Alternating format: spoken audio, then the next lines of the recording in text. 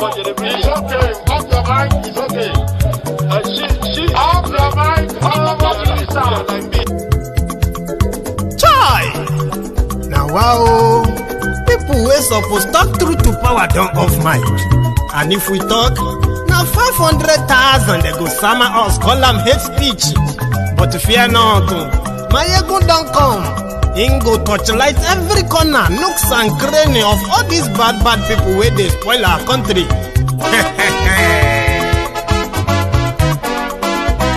So my people make we laugh, oh, yo. My ego don't come, oh, yo. My people make we shout, oh, yo. My ego don't come, oh, yo. My ego don't come, man of the masses, oh, yo. My ego don't come, oh, yo. My ego diary politico, oh, yo. My ego don't come, oh, yo. This one not the off in mind, oh, yo. My ego don't come, oh, yo. And in the touchlight every corner, oh, yo. My ego don't come, oh, yo.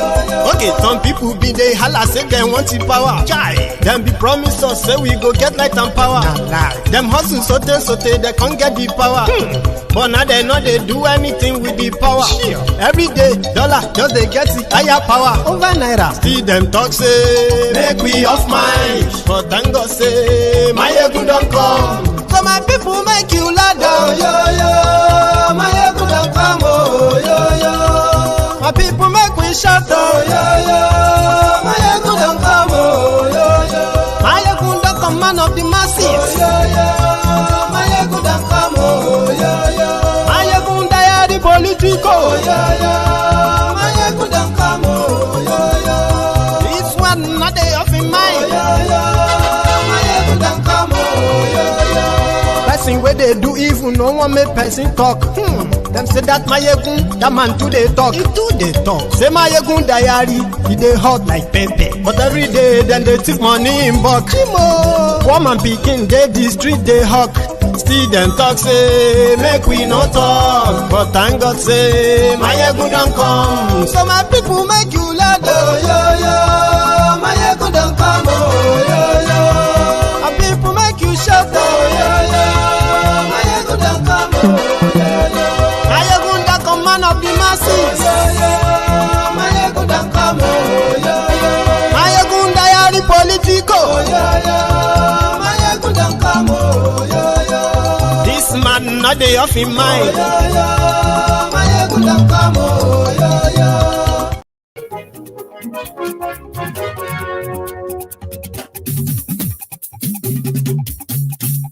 Hello there. Mayegun la wa mo la mo do. Mayegun diary na ibi number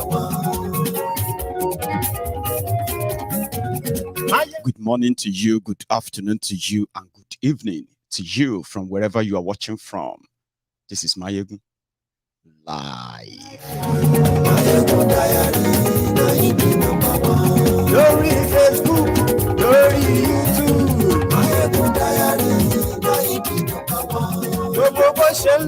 Thank you so much for joining me this evening or morning or afternoon, depends.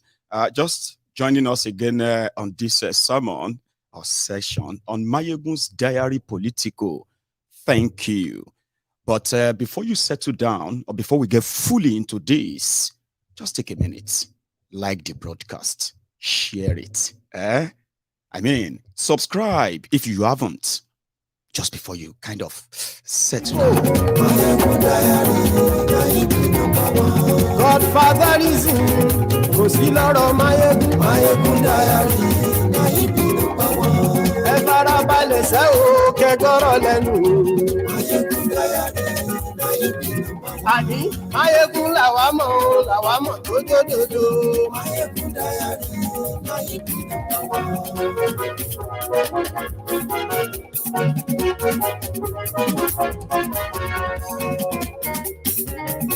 àní ẹ̀sùn rákì.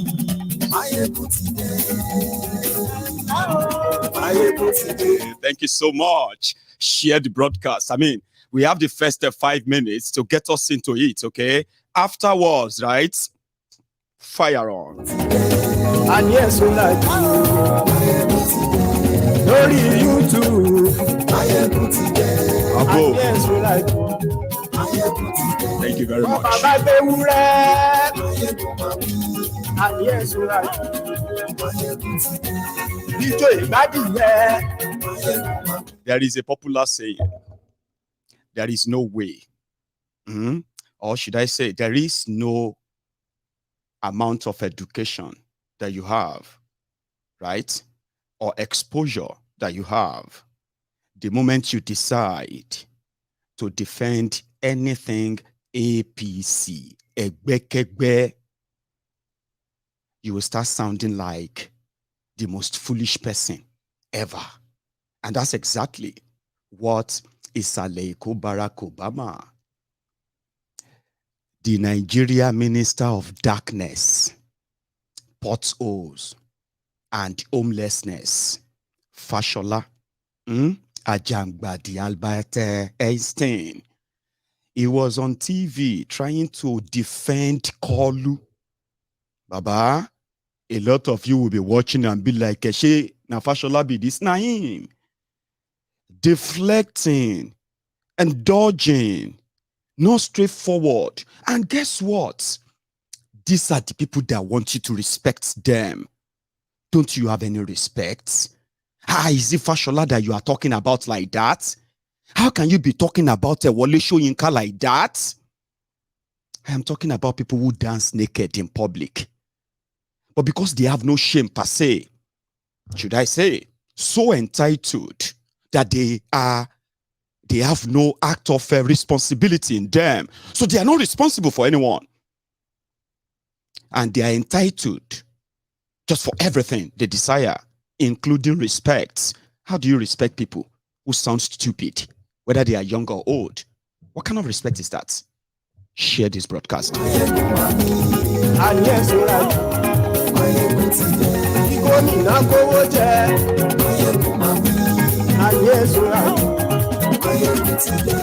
Ọlọ́pàá tí ń darí bá.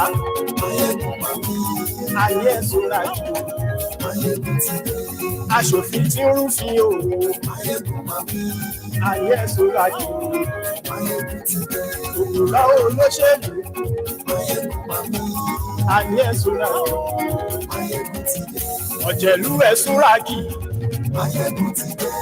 Ayé ìṣúra jù.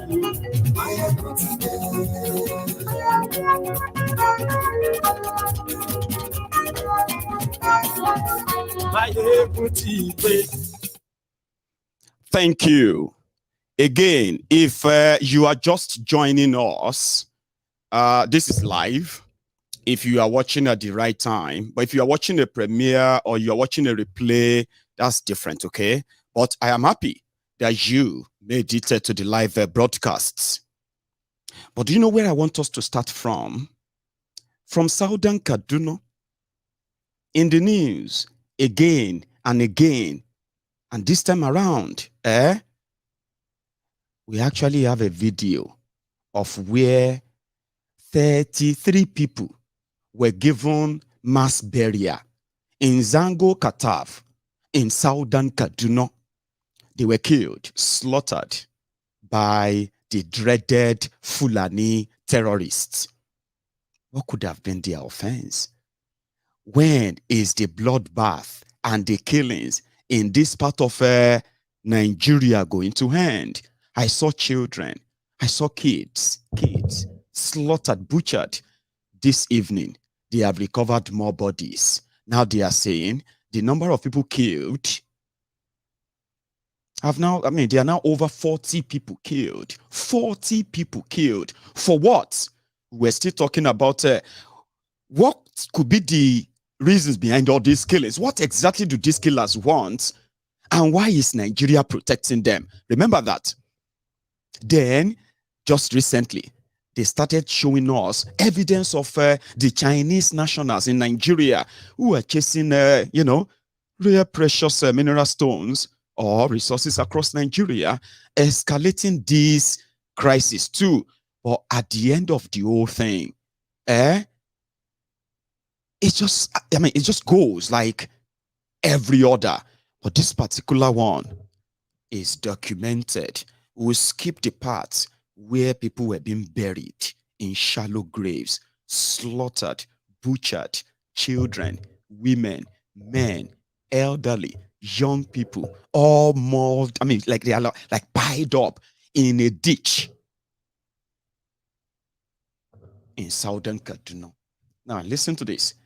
Some of them now said, if Kaduna that houses the major military formation institutions in Nigeria, I've told you this before, Kaduna can stand for like Pentagon of Nigeria. Shina Pentagon.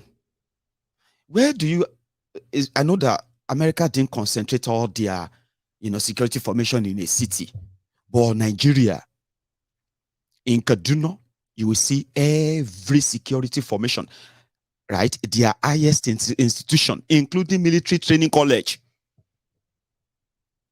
But yet, the Nigerians there have been subjected to endless, ethnic cleansing, put it that way.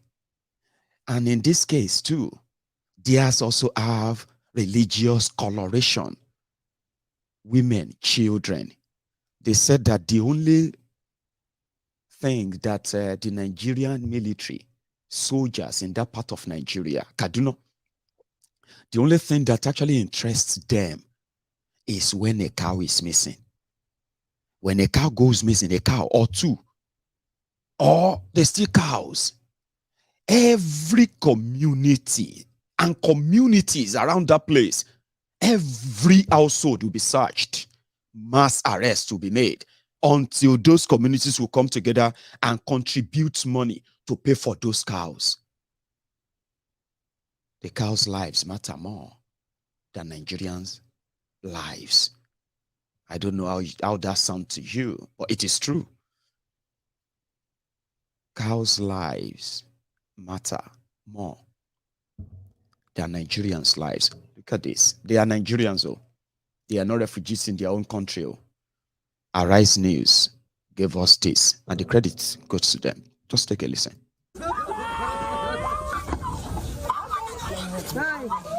Community in distress. Their loved ones have been killed by terrorists. Human bodies litter the streets, some with deep machete cuts, and many burnt beyond recognition. It's not a pleasant sight to behold. The smell of burnt humans fills the air, and graves are being dug as the living bury their dead. According to eyewitnesses, the terrorists stormed Runji village in their numbers, shooting sporadically and setting houses ablaze with occupants in them. Those who were lucky to escape say the rampaging gunmen operated for over an hour, adding that military intervention came late. Kill our people, kill our husband.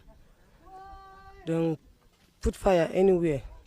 We don't know where they come from. They come kill our children with my uncle, father, my sister yesterday. About 10:30 yesterday night, after a successful wedding of our eldest son, the Fulani just occurred to the village and attacked us. And many souls were killed. About 30 corpses are laying down. Many are injured, are in the hospitals. And we are pleading on the solidarity of the government to come and rescue us. We knew what is happening in this land. We are living peacefully with these Fulanis.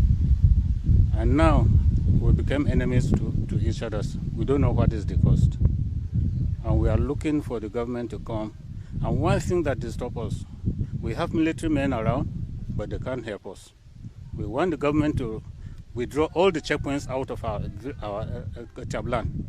There are plenty, more than 200 people's attacks. Did they bring guns? What did they bring? They bring guns and shooting us and burn our house. Yes. What were they saying? Did you hear anything they were saying? And they said that they will come back again and kill my children and also my wife, brother. It's a black Sunday for these people as they gather to bury the remains of their loved ones in a mass grave. Already about 32 people are killed. About 40 houses were burned. There was nobody that came here to help us. So I don't know. All of us were in pains. We are even confused who to complain to again now. Because we have been complaining and there's no any assistance. When the attack was going on, we called the military. I personally called them and informed them. Well, So what was according to them, they said they tried their best. You know, when the attack was going on, I was not there. So I won't say this is what they did. But all what I know, people were killed. We will not run away from our land. Even if they come tonight after us, we are killed, there will still be some people who will talk, and there will be young who will rise again. Amen. And so we ask that the government of Kaduna State and the government of Federal Republic of Nigeria, they should do the needful. They know what they should do to stop this evil. They know it. I have said it, and let me repeat myself again. If by mistake one cow is killed by any of the community here, the number of military troops that will enter and ransack the community and look for those to arrest because one cow has been killed. And now we have 33 corpses and a young boy of less than 5 years who has been beheaded. What has that young boy done to these evil people? Several villagers could be seen packing their bags to leave the village. They are scared that the terrorists may return and strike again. The people of Runji village in Zango Kataf local government area feel abandoned by the government. They want the perpetrators brought to book. Nisi. That's Nigeria. That is Nigeria. And situation like that is actually what people pass through every day in majority part of the middle belt part of Nigeria and some core northern part of Nigeria. They have been abandoned. In these areas, though, there are military checkpoints. And their purpose is actually to what? Stop attacks or respond early enough. But they won't. We all know that that's been the story for 8 years. Tens of thousands of people have been killed, just like that. Children who have done nothing. And it is the same MO, the same mode of operation. The terrorists will come in large numbers, majority of them with guns, others with machete and other dangerous weapons. And then they will start setting people's homes ablaze in the middle of the night. Right? Burning people in their houses. So those who run out of the houses, in the burning houses, they will be shot and massacred by these terrorists. Like for what exactly? And APC, Ebekebe, want you to feel guilty for speaking up and speaking out because you haven't become a victim yet. You are not one of those 33 people slaughtered and then buried in shallow graves. You are not, and you have the right and ability to speak up right now. And APC and their minions, they are threatening Nigerians, and everybody speaking up. They are calling them enemies of Nigeria who want Nigeria to burn. Hello, who is currently behind this endless massacre of Nigerians? Especially the middle belters that we have seen for so long. This southern Kaduna, what do they want? Are they not Nigerians? Do they not deserve the protection of a country that they should be patriotic to? So APC will turn around and blame you because you are telling the world that the government of Nigeria has failed to protect Nigerians. Rather, they are offering amnesty and then money and training for terrorists. In that same country, Nigerians are living in refugee camps for 10 years now. Hello? That is not burning down a country. That is not calling for war. What would you call what happened to those people? Friendly match. They just played a friendly match and then, Abby, because you haven't become a victim yet, but relax. Nigeria has proven to all of us that whether you are APC or you are PDP or you are obedient or you are Badomaiti or you are Mekanaiti, it doesn't matter who you belong to, whether you are from the north or you are from the south, whether you are a Christian, a Muslim, or maybe it is your own tribe that you believe that you have a battle of supremacy to fight. Nigeria has proven to all of us that now all of us go collect. See, yesterday's survivors, those who survived yesterday in Nigeria, they are the potential victims of today. Now, all of you who think you have survived today, you are a potential victim of tomorrow. You are only surviving for the next day and for the next day until it gets to your turn. That is what Nigeria has proven to us. And so far, so good, right? Those who probably kind of, if somebody was asking me a question and said, Mayegun, have you ever thought of when you look at the level of bigotry and then, that's this eightful APC and everything about them, right? That have I ever asked myself about those who are Igbos in APC, that how do they feel? And I said, well, I never thought of that. Okay, right? So if you are Igbo or from Igbo land and you are a member of APC, how do you really feel with this your APC, Egbekegbe, and their posture? How do you feel? Okay, maybe we should leave the tribe out of it now, right? You supporting APC, whether you are in Nigeria or not, okay? Now, how do you feel when you look around and you see the ruins that they have brought upon Nigeria? The poverty they are talking about, right? Let me show you something. See, in 5 years, right? The Small and Medium Enterprises Development Agency of Nigeria, SMEDAN, right? They said 2 million businesses died in Nigeria. I can tell you, right, that these 2 million businesses that died in Nigeria, they are contributed to the current over 45% unemployment rate in Nigeria. Sure, you know that it makes sense, Abi? When 2 million businesses die, people lose their jobs. Abi?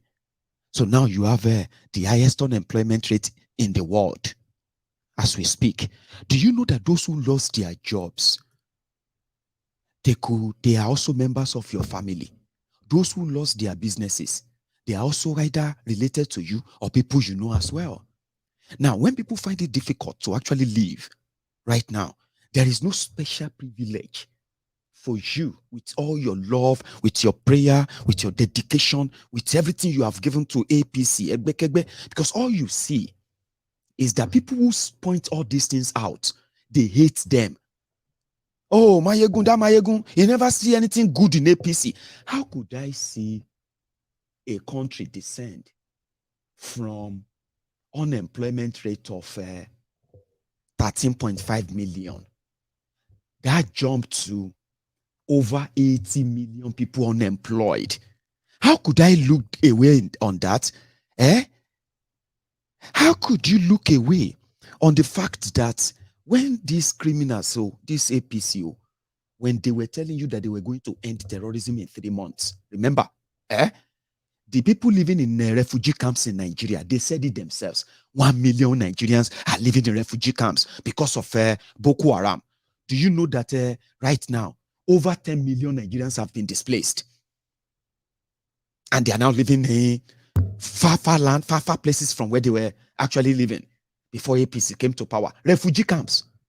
Some are now living outside Nigeria as refugees. How could I look away from that? How can you watching me right now, look away from the fact that they said over 7 million Nigerians, so children are out of school? Alarming, unbelievable, Abi. That's unacceptable. Was unacceptable. Today, over 22 million are now out of school children. 22 million out of school children. How could you look away from that? And then how could you look away from the fact that these guys told you that it is ridiculous to be paying subsidy? And the reason why you are paying subsidy was because some corrupt government officials are they were collaborating with some oil marketers to defraud the government by increasing their number in order to get more money. Corruption. To end all of this, a country that is producing its own oil for nearly 60 years couldn't refine its own products, couldn't refine its own crude oil for use, domestic use. 60 years. Are you with me?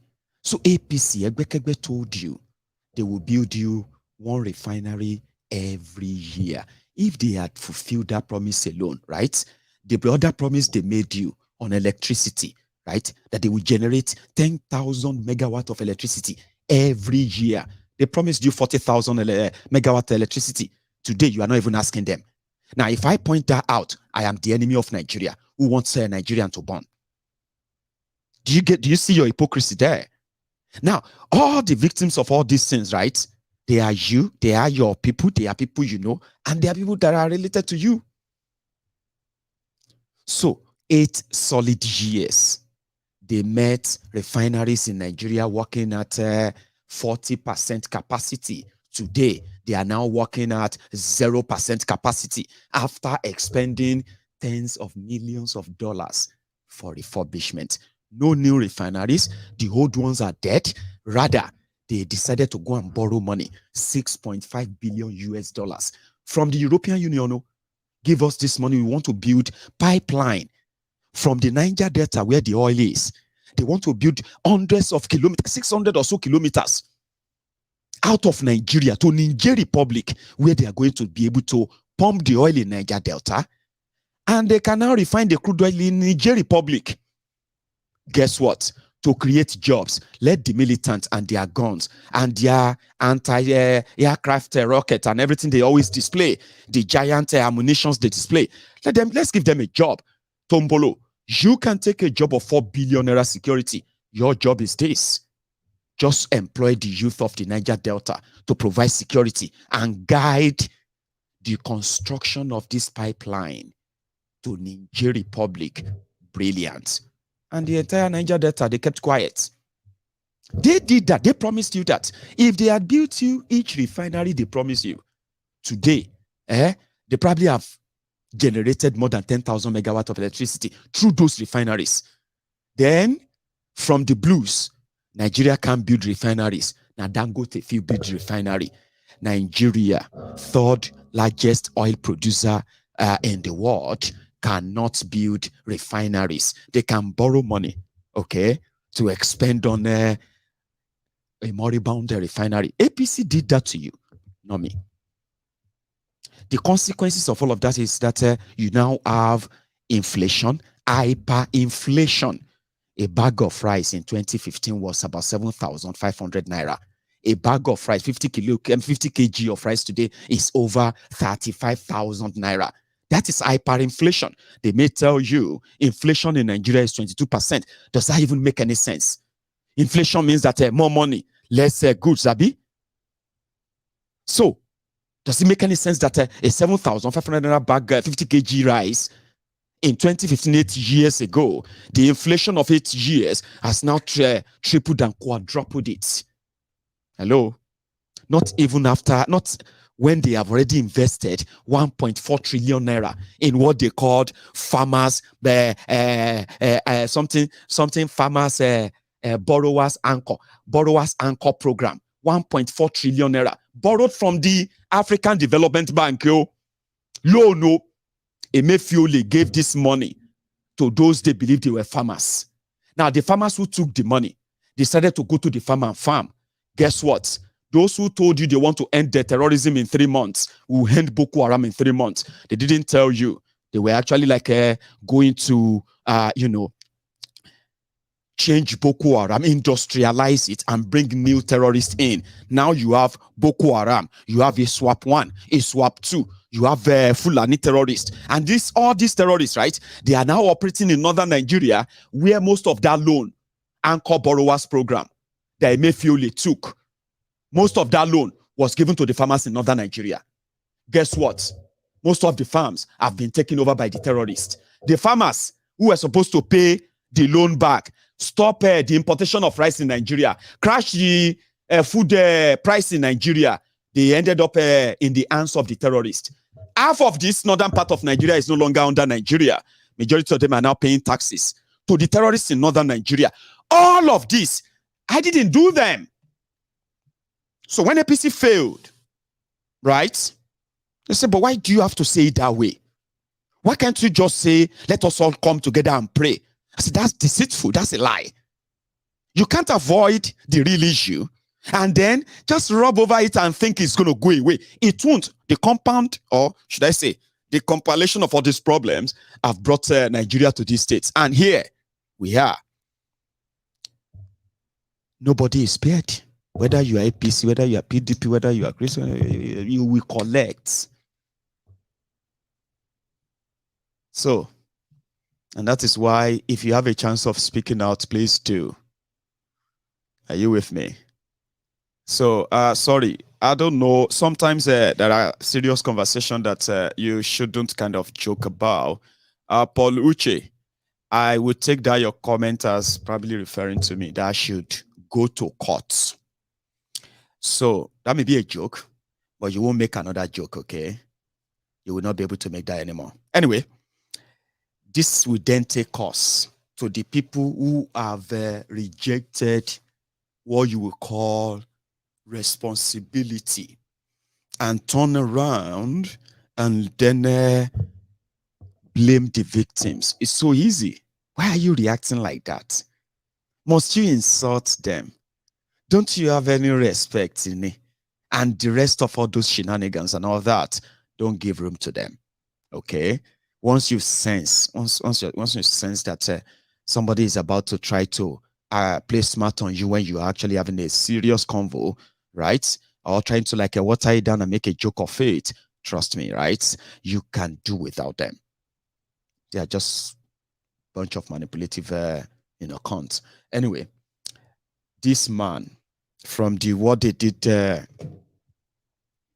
you know what I mean? From what they did in Adamawa, this man has been served a letter, which is also about to create what you can call constitutional crisis. They say INEC doesn't have any constitutional power to annul election results. Remember this guy whose name is Hudu. He's also a lawyer, Barrister Hudu Yunusa Hari. Is the rec that is a resident electoral commissioner for Adamawa. This is the guy who announced Binani as the winner without any result, even when the actual result shows that Binani was losing. Now, Aisha Binani has accepted the victory and he has extended a hand of fellowship to other contestants, right? And all the blah. So INEC now issued this letter saying that he should stay away from INEC Adamawa State. He has been suspended. And the result of the election will now be announced from Abuja. So the man that, those that got beaten yesterday, from the reports, that wasn't this man. In fact, you saw that video where they beat DSS officer, beat another old man that we thought was the wreck. They said it was him. When the DSS officer, as well as the old man in that car that you saw, who happened to be another man entirely, sent from Abuja, is the National INEC commissioner. That one is not Adamawa, but they sent them to go and observe the supplementary election. So when this guy, who had no right to announce any winner, when he decided to act, some believe that he wasn't acting by himself. He walked in with soldiers, with policemen, and other security agents, right? And then he announced and he said, Aisha Binani of APC had won the election, and therefore she is now the next governor of Adamawa. And when they tried to stop him, so he bolted, and the security he brought, right, descended on that old man you saw in the car that got beaten and naked and bloodied. You get? That man that got beaten. It wasn't even the politicians that beat him. It was his own security men, this guy. So which means he wasn't acting alone. He had all the backing. Because they said he was given 2 billion naira. 2 billion naira. So to make that announcement. And immediately it was done, it disappeared. His whereabouts couldn't be ascertained, even as at now. So what people are now saying is that can INEC nullify, announce the results? You know, all the media in Nigeria, it was like everything was planned. Immediately that man said that, without any announcement, the Nigerian media, online and offline, their headline was, Nigeria elected the first woman. No, they didn't quote any figure, no figure, no nothing, no. So they are now saying, they are now saying that since Benani has been declared winner, so whoever feels like that was done illegally would have to go to court. So what people are now saying is that is the new rigging way. Sure you get. So what will happen is that they will write their results, they will announce it no matter how ridiculous it sounds, and they will tell you to go to court. Sure you get. It is just that unfortunately, like I told you, it doesn't matter what part of the coin, what side of the coin you belong to. Injustice doesn't know anybody. Sure you get. Now everybody go collect. And injustice comes in different shapes, size, and forms. So even within the APC, like I asked earlier, when APC was doling out and dishing out propaganda upon propaganda, tribal and ethnic slur against the Igbos, all of you who are Igbos in APC, how do you actually feel? In all honesty, how do you feel? Okay. Do you remember a man called Smart Adeyemi? Smart Tio Smart. The one that was licking the ass of Yeye Bello in Kogi. A supposed educated man, journalist. It was actually a popular journalist in the 90s. Seriously. Smart Adeyemi. But ain't no smart. Majority of them are just looking for what to eat. Remember what I told you about the type of poverty that Nigeria have? Let me explain that to you. Usually, only few people are above the poverty ratio in Nigeria. You see, poverty to so many people is simply defined as a lack. A situation where you lack basic things. Do you get that? I'm poor. Lack or something. But in Nigeria, yes, we have the poverty of lack. Okay? But there is another poverty. It is poverty of the mind. You see, poverty of the mind is when you see these greedy Nigerians. Put it this way. The first stage of poverty is that in Nigeria, you get born into it. No water, no light, no good school, no good road, no good hospitals, no good food. You know, you have to like just more or less like a fight through life as immediately you take your first breath. Then the survival instinct, the survival mentality in you as a child will begin to build based on the life Nigeria experience. So, like I said, only few will not become so selfish and greedy. And that is why majority of Nigerians today, they are greedy, they are selfish, they are self-centered. Because according to them, it is the battle or the survivor of the fittest, the struggle of what I have seen in my life, the poverty I have seen, any opportunity I see, I must take it. So in this case, a lot of them have built in themselves the poverty mentality, which is mostly the poverty of the mind, which makes them so scared. Even when they have accumulated enough wealth, good or bad, in fact, terribly bad, they just don't want to stop. They are so scared of being poor again. And to survive that, they just have to steal and steal and steal as much as possible. And you know what they are stealing? As they are stealing, turn by turn Nigeria Limited, what they are doing is that they are taking away the opportunities that could have actually lifted millions like them or a new generation that won't know poverty rather than them. That's what they are doing. They are stealing from them and they are dipping generation from generation into that further poverty because they are scared of being poor themselves. When you give them public office, they go to churches to do celebration, thanksgiving.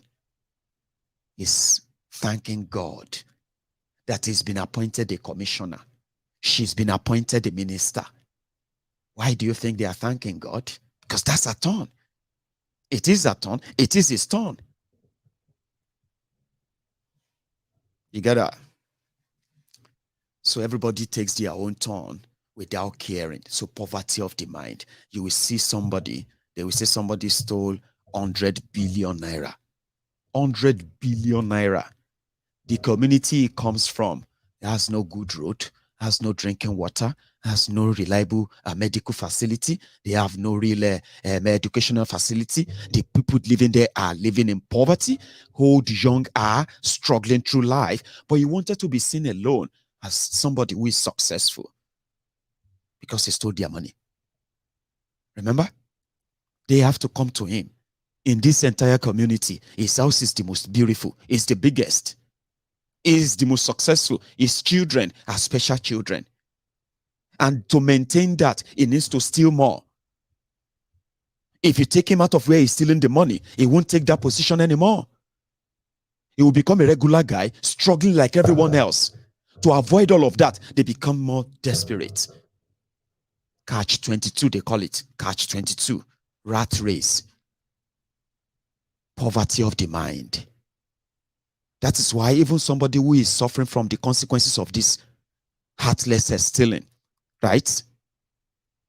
It will tell you that if na you, won't you do it? Let everybody use their own turn. If you get to your own turn, don't do it. Oh. If it is your own turn, don't shake any cock, because they expect you to do it too. Poverty of the mind. And that is what brought about, do you know who you are talking to? Do you know who I am? I say, no, I don't know you. You don't know who I am. Okay, I will show you who I am now. He wants to show you who he is. Instead of him telling you that, my name is Mayegun. But because you haven't acknowledged, you have seen him, you see me, you still don't know who I am. I want to prove it to you that somebody will come and tell you here who I am. Hello? Commissioner. Sorry, are you in the office? Okay. I need the 5 boys. We are currently at a junction in Ojota. Yeah. No, there's a young boy here. There's a young man here. He doesn't know who I am. Well, yeah, exactly. 5 boys. So yeah, after we are done, I'll see you later at the golf club tonight. He just want to show you who he is. He can't tell you himself. That would be so insulting. He needs somebody to come and do it for him. Poverty of the mind. And that's what you have everywhere in Nigeria. It is like Ogbawiri asylum. Not until somebody. That's why I told you, I said, a lot of them, they don't hate oppression. They are just waiting for their turn. Some of them are watching me right now, and maybe past or now, they've told themselves, I will show this man when I make it. When I make it in life, I will show this man on our streets. What is he looking forward to? He's looking forward to a time when he would have enough, and he too can phone a commissioner of police and say, come and show this man and tell him who he is talking to. Poverty of the mind. That is what also makes some of them feel so insulted. When they are messing up in public. When they are talking rubbish and, you know what I mean? They are not afraid. I mean, they are not against oppression. Majority of Nigerians are not against corruption. The reason why majority of them kind of speak up and cries out is when they are not the one doing it or benefiting from that corruption. Okay? Only when they become the victim of it, that is when it is wrong. So I was about to tell you about a smart Adeyemi, smart, still smart. Following a thug, a criminal, a murderer, Yeye Bello. And he once said, if you remember this, all for what? Just to sustain his own feeding bottle. Sustain whatever his own share of what Nigeria is giving to them. To maintain that, lead a life of I am better than you. Do you know who I am? I am senator. I am governor. I am minister. And they will even kiss the devil. Lick the ass of Koolu or anybody just to get what they want. He once said this when the going was good. Kogi, yeah, I haven't started with Saleko Barack Obama. We'll get to his part. Smart till ja, smart till smart. I want stomach smarter. Let me only tell you, only a foolish man will be thinking that I will have one day have issues with Yaya Dozabelo. I will not have any issue with Yaya Dozabelo, let me tell you. It will never happen. Because when people didn't believe in me, he believed in me. So why will I fight him? I can do anything, I can defend Yaya Bello to any level. Because when people didn't believe, Yaya Bello stood his ground. He said, I believe in smart. So I will not betray him, inshallah. Nothing will happen. We will work together. Whatever is the decision of Yaya Dozabelo, I will stand by it. Whether it is good or it's bad, I will stand by it. That's the lesson of my loyalty to him. You know, and I have some people have been talking. Whenever Yaya Dozabelo is leaving office, if he likes, let him bring my worst political enemy as his successor. I will support him. I'm not in a hurry to buy anything. Whoever Yaya Dozabelo bring, we will support the person. So let me tell you that I am a progressive-minded person. And I'm a man of faith. I am a man of faith. I am here by the grace of Almighty God. In what my Muslim brother will say, it is God who brought me here, using Yaya Dozabelo and all of you. So I will continue to give my utmost best to all of you, defend our interests at the national level. There is no interest to defend in Kogi, because Yaya Dozabelo is a just and fair person. Am I right? Am I communicating? Yaya Dozabelo is just and fair. So there's nothing to fight with him. And also is our neighbors, our in-law. How are we going to fight your in-law and your neighbor? Do good. The Bible says, love your neighbor as yourself. So please continue to give your support to our government in Kogi State and at the federal level. I want to thank you. We begin, not to waste much of time, we begin with Kogi West now. Yaba West, so that we can move on. And it is smoke Igbo. It is take Indian. It is smoke. Now, fast forward to today. How does smart Adeyemi feel about Yeye Bello? Smart Tioja, Arise News Credit as well. Question so that you can then respond. And then I also want to clarify, because you mentioned that INEC wasn't present, an INEC observer wasn't present, and that the person who was to announce the winner was the chairman of the election panel, which is, in this case, Governor of Zamfara, Bello Matawale, but he wasn't the one who announced the result. Instead, it was the secretary, Honorable Patrick Obaigwan, that announced. Can you just confirm this and why this was the case? So 2 things I asked you. Well, like you know, at the national level, the president of our nation is the leader of APC at the national level. So the state governors are leaders of the party at the state level. And having said this, let me say this. On the day the election was being, the purported result was announced, the governor was rightly seated there with all his key officials. None of us were called upon to be represented because ab initio there was no election. Now, the chairman of the panel, the governor of Zamfara, came in, but he left. Rumor has it that because he was fasting, he wouldn't want to be part of unrighteous criminality, so he took time to leave the scene. Probably came back after, I wouldn't know, but that is the truth, that he was not the one who delivered the result, which is contrary to the provision of the APC constitution. Where a chairman is not available, the secretary is supposed to send another chairman to come and conduct the function of the chairman. But that is not even the issue. The issue is that you cannot put something on nothing.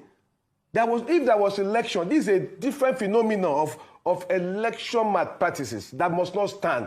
If there was election, if I was allowed to vote, I would be happy that at least I voted. There was no vote in my ward. And in every ward, no vote anywhere. What they did was to carry the document to the resident of either the chairman of the party. Question so that you can then... Shengbo Wiri. Smart Itioja, smart Itio smart. If you see these guys behind the scene, they are mere hustlers. So you see them as governors. And sometimes they want to present themselves as, somebody we don't make calm. I'm a state governor. I state governor. Thugs, bunch of never-do-wells. And the position even won't change them. Here you get. Bunch of hustlers. He's talking about election. Shoma Adini. Obayagbon, this is what he's talking about. And that's how they nominated him too, his name. When Yeye Bello gave him the senatorial slot. And they rigged for him. Here you get. Yeah, they rigged for him against Dino. You don't forget. Inside room is where they conducted 78,000 votes for one person. Inside the room, bedroom of Yeye Bello. That is what a smart Tioja is talking about. A reminder. Watch. And total number of votes cast amounted to 83,419.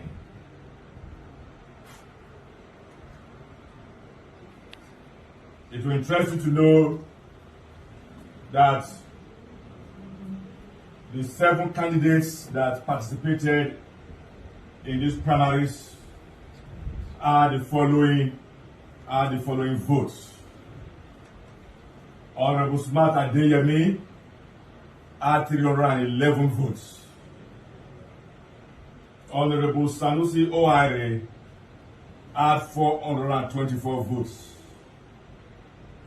Stephen Ikani Osheni had 552 votes. Shuaibu Abubakar Audu had 763 votes. Abubakar Yahaya Ashimugu had 1,159 votes. Salami Momodu Zigi had 1,506 votes.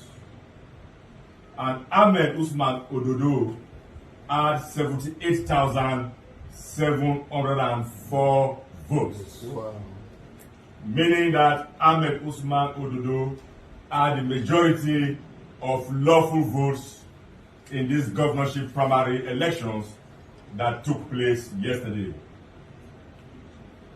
Against this background, therefore, by the powers conferred on the committee by virtue of Article 19 of the APC guidelines for the nomination of candidates for general elections 2003, I, Honorable Patrick Obayabon, Secretary of the Primary Election Committee for Kogi State, on behalf of the Chairman, His Excellency Governor Bello Matawalle, and members of the committee here present, hereby declare that Ahmed Usman Ododo, having scored the majority of lawful votes cast at the direct primary election conducted on the 14th day of April 2003 in Kogi State, is hereby declared as winner of the APC Kogi State primary election 2023.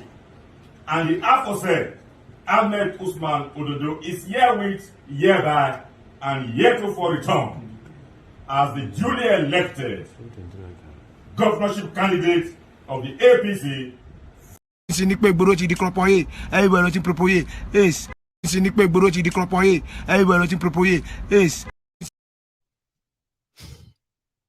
That's Kogi.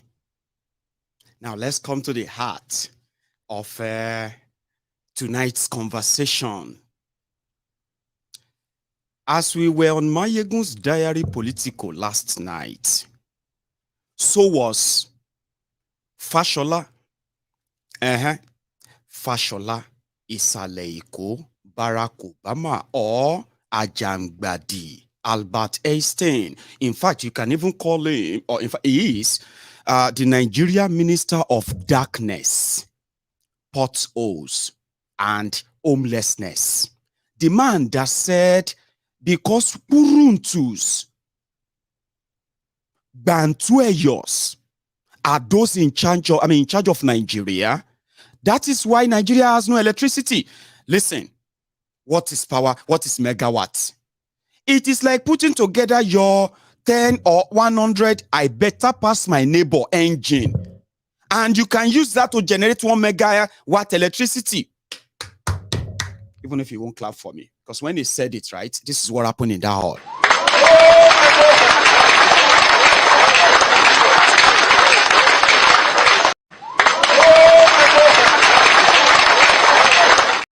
It's okay. That was when he became engineer. Fashola, this person go be a very good use for Bokwari when Bokwari become president of Nigeria. So they call him super minister. He's a lawyer. He is also a son, like Festus Otobokeyamo. Now, fraudster Otobokeyamo, that has now changed the SAN, senior advocate of nuisance, senior advocate of a nonsense, or whatever. Some are calling them Sanfili now, or Sand, and the rest. They brought that supposed honorable legal title, senior title, SAN, to ridicule. Fashola became minister of power, and for the first time since them born me, Nigeria national grid has never collapsed. And this is not even like a fun or a lie. It's not. The first time that Nigeria national grid collapsed in history was in 1984. The moment Bokwari came on. Well, I was born in 1984, but waiting I know. Waiting baby know. Around that time. So I didn't know. I had to read it in history. Guess who was in charge of Nigeria then? Yeah, exactly. Bokwari Mumadu. Bokwari, the lifeless mannequin inside the asshole rock. the only time in my lifetime that I witnessed the national grid of Nigeria collapsing. It collapsed again. 30 years after Bukwari first collapsed it. And guess who was the minister of power or minister of darkness? Of course, Ajangbadi Albert Einstein. The man that can tell a lot. You know, before now, right? Before now, people don't know that all it takes to be a superstar in Nigeria is just because Nigeria is filled with mediocres, thieves. Here you get. All you have to do is just put 1, 2, 3, 6 1 here, then amplify it. Red line, blue line, something where they never complete. But the way they will amplify, it's a great city. Eco Atlantic. Okay, what happened in Eco Atlantic? It is a PPP project, federal government and some other private people projects. You know, concern Lagos State, other than saying de Lagos State. Hey, have you been to Mushin? Have you been to that same, all this stinking, dirty Lagos? We didn't know that. I mean, I they thank my generation. I don't say easy, especially all of you where they 50 and above.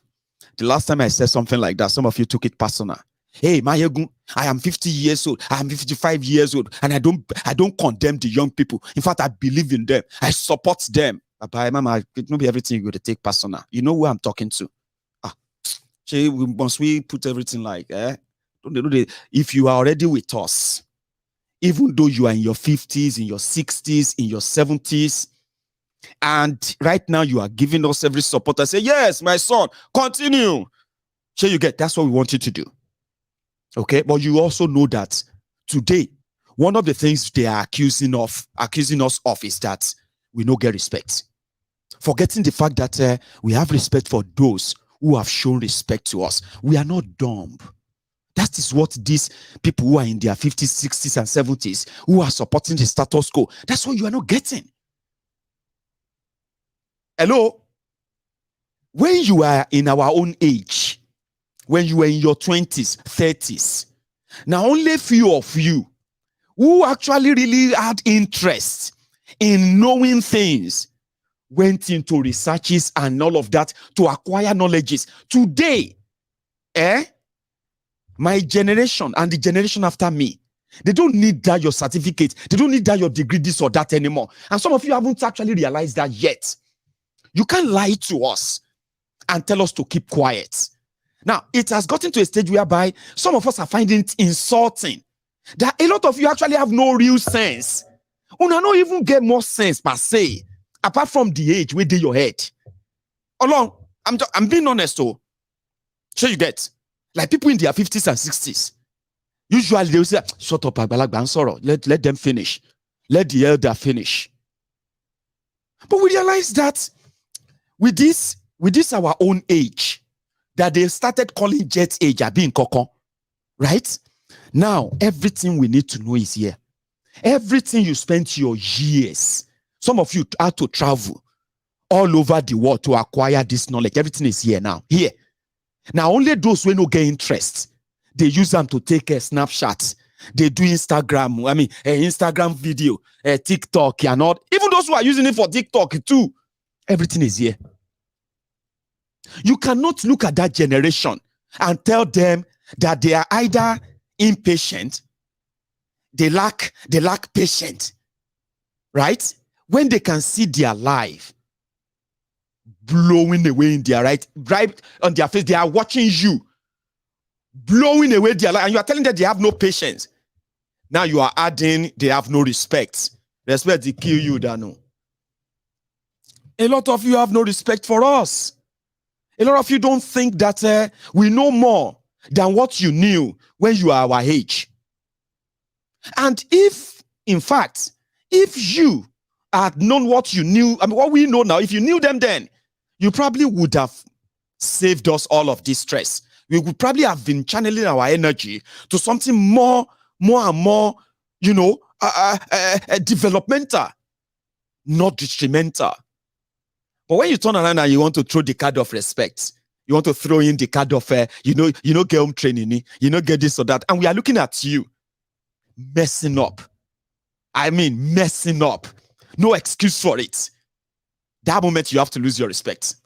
100%. Demanding for it actually means that you don't deserve it. Respect is earned. You don't demand for it. Today, we now know that Lagos is not actually what they told you it is. Well, not today. We've known that before. Good enough, they had the propaganda in place. And that is why they decided suddenly to unleash those they want to try and use to intimidate the young people. They are using the word like, oh, you are fascist. Oh, you are intolerant. Oh, you are a mob. Oh, you lack respect. Oh, blah, blah, blah. Don't listen to them. Oh, anybody we miss Jan, don't look at them. They don't get sense. Oh, whether they are old men, whether they are the former this or former that. Oh, whether this one is a award-winning here or there. Oh, don't listen to them. All those things are meant to deceive you, to force you into compliance. Fight, push until you frustrate them like you are doing right now. I support it 100%. Don't attack anybody physically. I haven't seen anybody that's been mostly attacked than those who have spoken against the system, the status quo.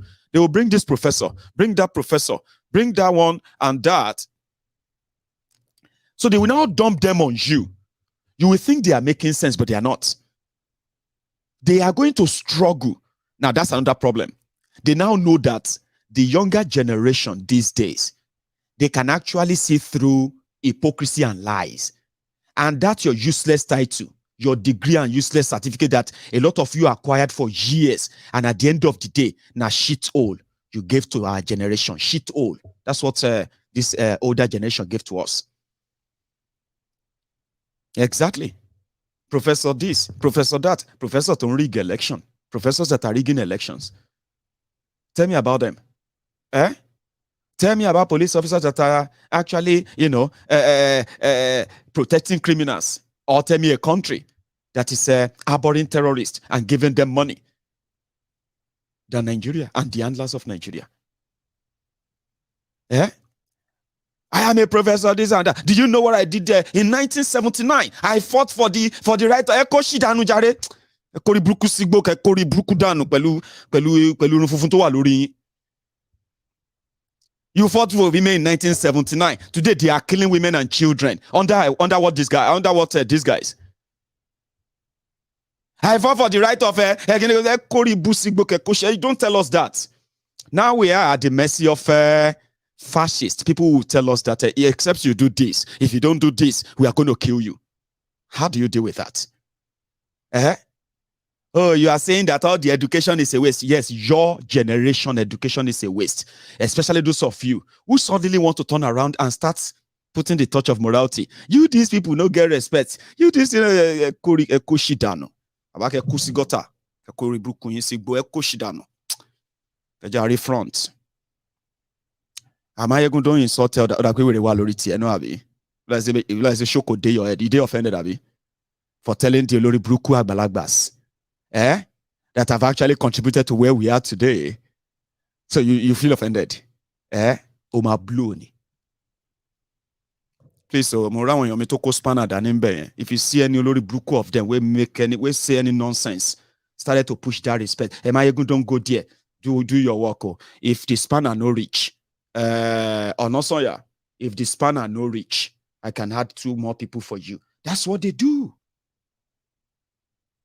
Don't talk like that. Respect. Meanwhile, these elders come to public to lie shamelessly, and they still want to keep respect. Come on. Koolu has dual citizenship in Nigeria. In 2015, Bokwari cancelled diplomatic passports for ex-president, ex-governor, ex-this, ex-that, whoever is not in public office that actually deserves it all. So by 2015, I don't know if Koolu if Tinubu had Nigeria diplomatic passport or the normal passport. I don't know that. Okay? But in 2015, Bokwari cancelled majority, all of them. Which means, and in that same 2015, in October 2015, Koolu was issued a diplomatic passport of Guinea-Conakry. Guinea-Conakry is known as a drug hub, one of the drug hub, a transit hub in West Africa. Connection plus connection shows that Koolu, as a convicted drug heroin trafficker in America, also, and his own team and his group linked to him, they've been to this Gambia and then Equatoria. Sorry, what did they call him again?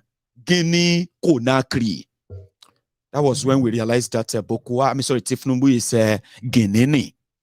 Now, the Guinèenne in this name, I may not be pronouncing it right. Oh, sorry if you are a Guinean. If you are a Guinean and you are watching this broadcast, I will be surprised if you understand English. No, I'm not surprised anyway. Okay.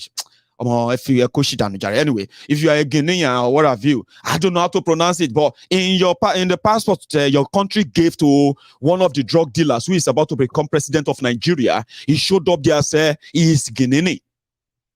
Now that's a problem. You remember yesterday I told you, I said there are laws in Nigeria. There are laws about who becomes their president or who goes for public office in Nigeria is very clear. Let me explain. For me right now, because of Flora Shaw and Lord Lugard, I am a Nigerian with that green passport. Not by choice, yo. But Nigerian law says, if I pick up nationality of another country, which means I kind of, you see, I am in the UK right now. They don't born me here.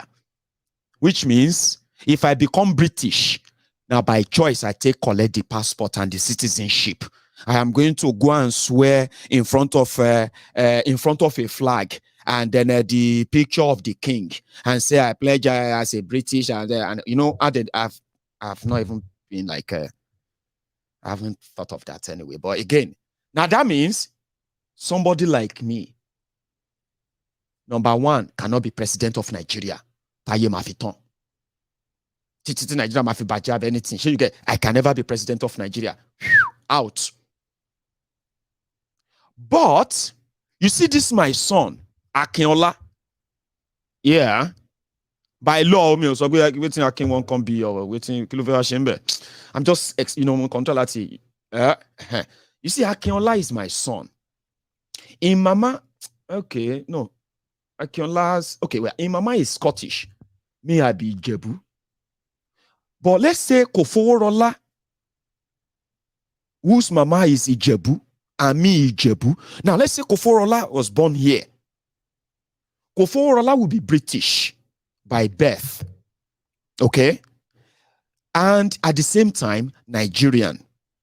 Koforola with a British passport and this or that, right? Kofo can be Nigeria president. That's what they said their law says so. Because Kofo didn't choose to be born in the UK. She didn't choose to even be born in Nigeria. Me, I didn't choose to be born in Nigeria. If to see they ask us, majority of us will be like, no, I didn't choose it. Oh. But that's just a pun intended. It's just a joke. So it simply means, if to say Koolu Tinubu was born in America, in Guinea-Conakry.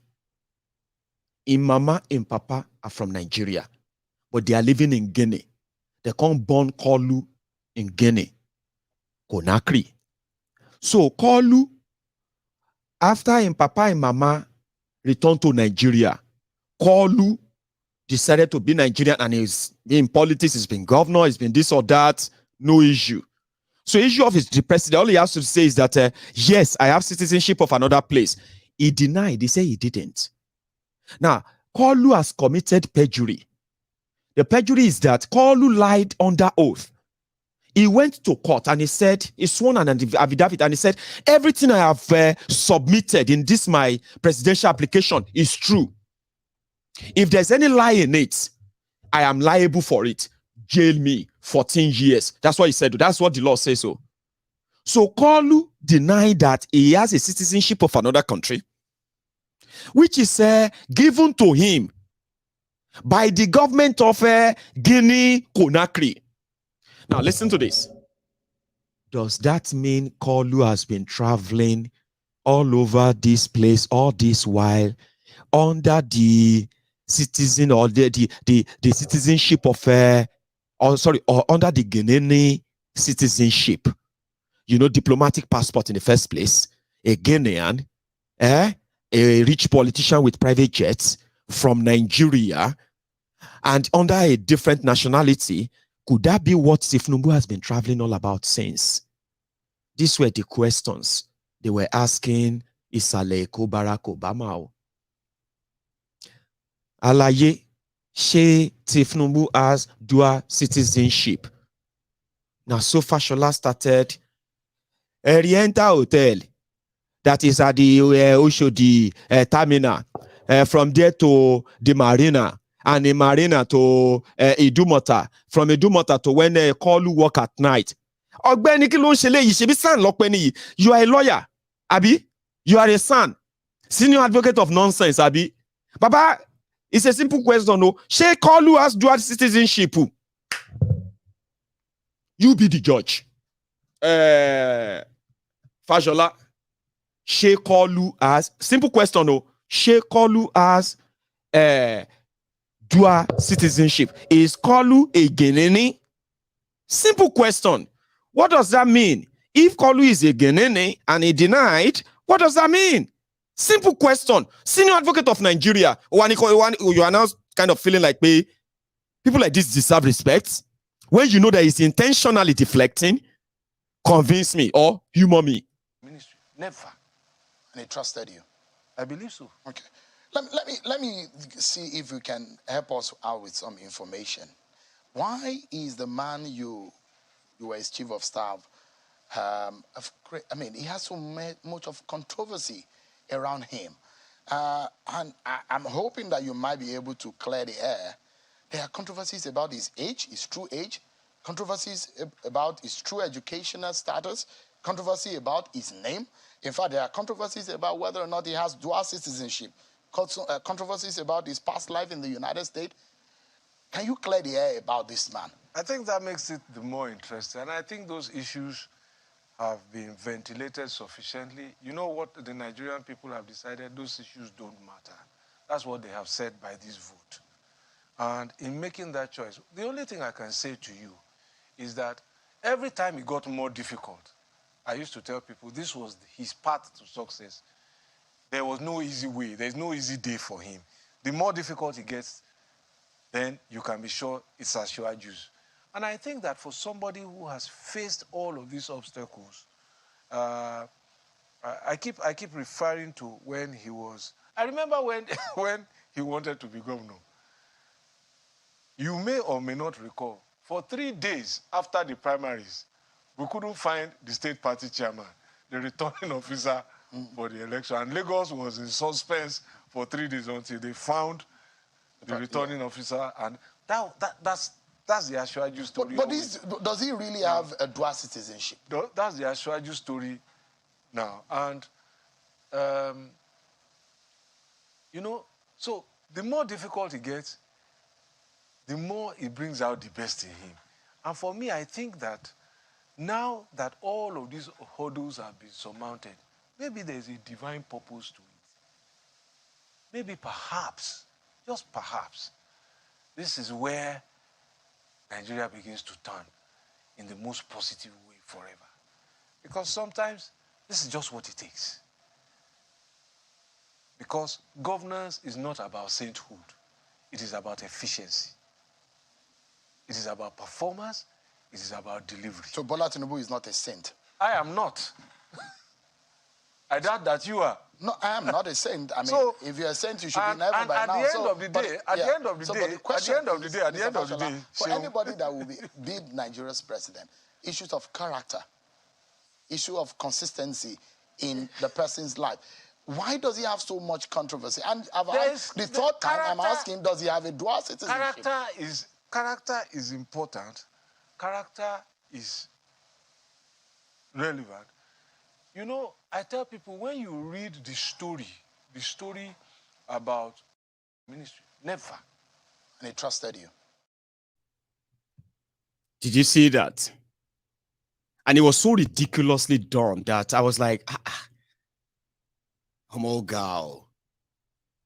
Fashola be this. Like, even if you have to lie, I mean, you don't have to Kilo can kidnap chairman. What you concern kidnap chairman when Tiffin want to be this? His life history, maybe he has a purpose. You know, his life is not a saint. And I mean, come on. And it is deliberate. Because if you go and watch the full interview, it went on to say that people, the APC, decided, right, to turn their campaign into a tribal, religious, you know, slaw campaign. He said they do that all over the world to preserve the dignity, to preserve self-preservation of the people. That's why APC decided to say the Igbos are enemies of Yoruba because Tinubu want to be president of Nigeria. He supported that. He was like, well, you know, people will react. When people feel like some people are coming to take over their land or take over their space, they will react now. That is your senior Sansand, as somebody just called him. Senior advocate of nuisance. Ogbeni, answer the question. She Koolu get dual citizenship. Abiko need dual citizenship. Lawyer with Nigerian law. Oh yeah, now you will know that even Fashola, well, okay. I'm not going to believe that he doesn't know. I think he knows Nigerian constitution as a lawyer, but in this acting, in this drama, he decided to act and pretend to be a stupid person. You know, a stupid person is somebody who doesn't know anything, but who wants to make it up and try and make something up and all of that. Could you even think or believe it? Fashola Isaleko Barack Obama. Answer question. Yeah, listen to him. You read the story about Abraham Lincoln and how he got the bill that ended slavery passed. If you read the process, you will not take the result. Go and read it. So, but it was about doing a good thing at the time. And I'm not saying anything, so nobody should read innuendos to what I'm saying. But all I'm trying to say is that governance is about getting the results. The process is important. No matter who the person is. The process can be important. Let me put it that way. But sometimes the people you impact, and there is a level of integrity beyond which you should never compromise anyway. So those are issues that are settled because they are value issues. Societies are built on them. So I should not be misunderstood. But again, you must understand that we must not be looking for saints. So all of the accusations that have been leveled against him have been either unproven or there was no evidence offered in support of them. But they have run along for a while. I know one of them. Which is? So they said that he owned the Oriental Hotel. Does he? He doesn't. You know, when that story broke, Dele Alake, his commissioner image maker then went to him and said, look, boss, this story is making the rounds. I should go and deny it. He said, no, they're wishing me well. Don't deny it. I was there. And the story has gained a life. Does he have a stake? No, there was no stake. The place was a swamp. The owners of Oriental Hotel, according to the story, were the people who used to own, I think, Golden Crown on Ikorodu Road, and they wanted to relocate. The whole of that Uzumbamba was a refuse dump, including the place where Jim Movia built Civic Center. I was in government when they gave it to him. We used to recover dead bodies there. So it was like, build something there so that we can protect it. And that was how they came along. So what about the issue of dual citizenship? This is the fourth time I'm asking. Dual citizenship. I know he carries a Nigerian passport. I don't know about dual citizenship. I know he resided abroad when he went on exile. I don't know if they gave him American citizen there. What does that have to do with the results of the election? And wait a minute. Whilst we are going there, the last time I checked, I think that Nigeria's constitution allows you to have dual citizenship, doesn't it? As a president, you need to recheck the constitution in respect of being a president. No, it's place of birth. It's place of birth. If you were born to Nigerian parents, I think that I will check that, but I doubt that the Nigerian constitution makes it makes you disentitled if you have dual citizenship, because the constitution allows you to have dual citizenship. I've not gone into the works and housing, and I'm really running out of time. Because you are pressing very... Senior advocate of nuisance, Fashola on TV, asking the presenter, is the constitution as, same parent, after dodging four times, then he came back to act like he didn't even have a clue. Now on a lawyer, somebody will now face me and say, Mayegun, do you know who Fashola is? Do you know that Fashola? Olofo. That's what you are telling yourselves. Tinubu made people, but look around you. Oshun people who got Aregbe Mugbo, they are around the state bankrupt. There are people they were paying people half salary. Progressives, and progressives. Ade Dancer that came in a few months ago is now paying the outstanding. Where is he getting the money from now? For 12 years, APC, the people that Tinubu made, Abi. He made people, if not because he made people. And those of them who actually, even this Fashola, somebody actually said you should call him Fashola, not Fashola. I kind of like calling him Isaleko Barako, somebody that can talk, but all talk, no action. Just talk. If you put them if they are within their midst where they are doing their ranka day, all this nonsense, Now, the Lagos state has no drinking water. The entire metropolis, the entire state, no drinking water, public water, no drinking water. And people are now complaining that the entire place is actually so smelly now. I'm like, oh, okay. That's the aroma. You have the aroma with it, apart from other things. Abi? So he created thieves that worshipped him because they could be taken care of too. How about those places that he sent people to? Their lives are better. Emma Torai. Here you get. Well, it's up to you. So that is why. But the only thing there is that it's like insulting. Look at Fashola. He didn't know the constitution. And where about time here, turn here and there, trying to buy time, trying to deflect it. A shame. A shame, Unio. Somebody said go to court. Look at the court. Then you can go around the court anywhere you want to carry yourself to everywhere. Whatever you finish doing with yourselves, I will report it. Because I kind of would love to. You see what I'm doing? This is what I'm doing. This is me telling the truth about the characters that some of you are depending on, hoping they want to change Nigeria. Then once they don't change Nigeria, once Nigeria gets worse and then gets worse and worse and worse, you don't even have the liver to tell them that this is not what you promised us. So how come we are suffering like this now? You told us that Kiniko. But I will use them as an example. If they are doing well, now in our life we go to see they are trying, government is trying, they play, they play. So when you finish with yourselves defending the same rogues, I will bring them here and use them as an example why you should stop. You know what I mean? Just stop. You will always be the loser every time you part with them. For now, they are winning. That's why, when people are attacking themselves and doing all of that, I'm like, well, fair enough. It's in the interest of Koolu anyway. Now you are seeing educated people, they will be sounding like stupid people on TV. Okay? Yeah. Allah. elderly people, people that you think that they are old people, they'll be sounding like stupid people. They are not stupid, yo. It's deliberate. That's why somebody told me that my Koolu is not sick the way they are describing it. Koolu is a ogbologbo criminal. Sure you get?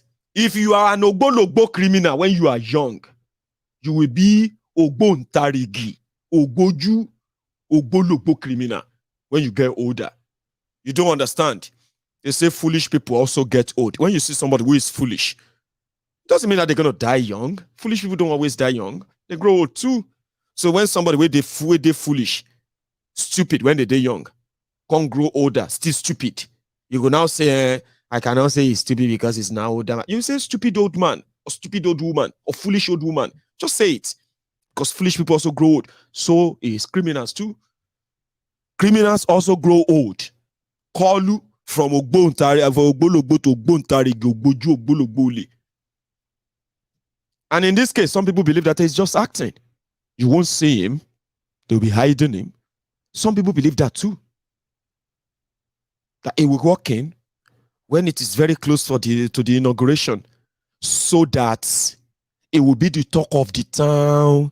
His image and his video, 3 seconds, 4 seconds, will just be like, hey, I thought they said he's dead. I thought these people, look at how he's walking. Ah, look at his face, he's looking fresh. Ah, look at the way he's carrying his body. He's no longer walking like italic anymore. You know, Tinubu walk like italic. You know? Italic, you know those ones, like that. That's how Tinubu walk. So everything, they'll say, I know, see, he's walking straight. Like people will be like, hey, ho. Then the moment they manage to smuggle him into the old rock, swallow him in and all of that, it will disappear again. From that moment on. Some said that he hasn't even come in. Everywhere. You will see faction in everything, including that your Alabaru Association of Nigeria. You'll be wondering, why is Alabaru Association of Nigeria having faction? Because Koolu will not give room to anything. Now, you are on a journey to the last. This is it's like the last lap of what is about to happen to Nigeria. They will be the cause, not me. So in Abuja, I caught the people who are currently feeling the bite, the pang of Koolu and what is still to come. Labour Party. So NLC, they saw them on the street today. They said they are working a solidarity walk in support of the Labour Party chairman that is currently receiving the fire, the punches, and all of that from Apapa, or whatever. Tinubu APC, Egbekegbe to G. As you are hearing that they are still, Naim, no be him, Naim, no be him. No be only Abuja that they track them now. Across Nigeria, where the structure or no structure, so it's been taken over, and all over Nigeria, they are setting up a factional Labour Party group. So you are not going to have a 2 chairmen, 2 chairwomen, and do this or that, excos everywhere, and they are funding them. All of these are just the tip of the iceberg, and like everybody else knows, it is just the job for the boys. Now take a look at this. This happened to be one of the efforts that they made in ensuring that all Labour Party candidates in your 2023 election, to make sure that majority of them never made it to the INEC. So when all of you were asking, she Labour Party no get candidate here, but this is Arabambi. Arabambi demanding ₦1 million. ₦1 million from all the candidates. 1 million naira. To send that to him so that he can effect their letter to INEC as a party that sponsored them for election. All of these were behind. You may not have seen them before, okay? And yeah. So within the Labour Party, the money is working. They've become the threat. A lot of people are asking, where is PDP? Shouldn't PDP be the major opposition right now? They came second. But the level at which they are going after this will be and the obedience kind of make it look like, why are they so interested in them and they are ignoring Atiku? I don't know. It's a big one. Well, NLC in Abuja, they saw them today And they are there. Solidarity forever. Where is it? So, in Africa, in Africa. Solidarity forever.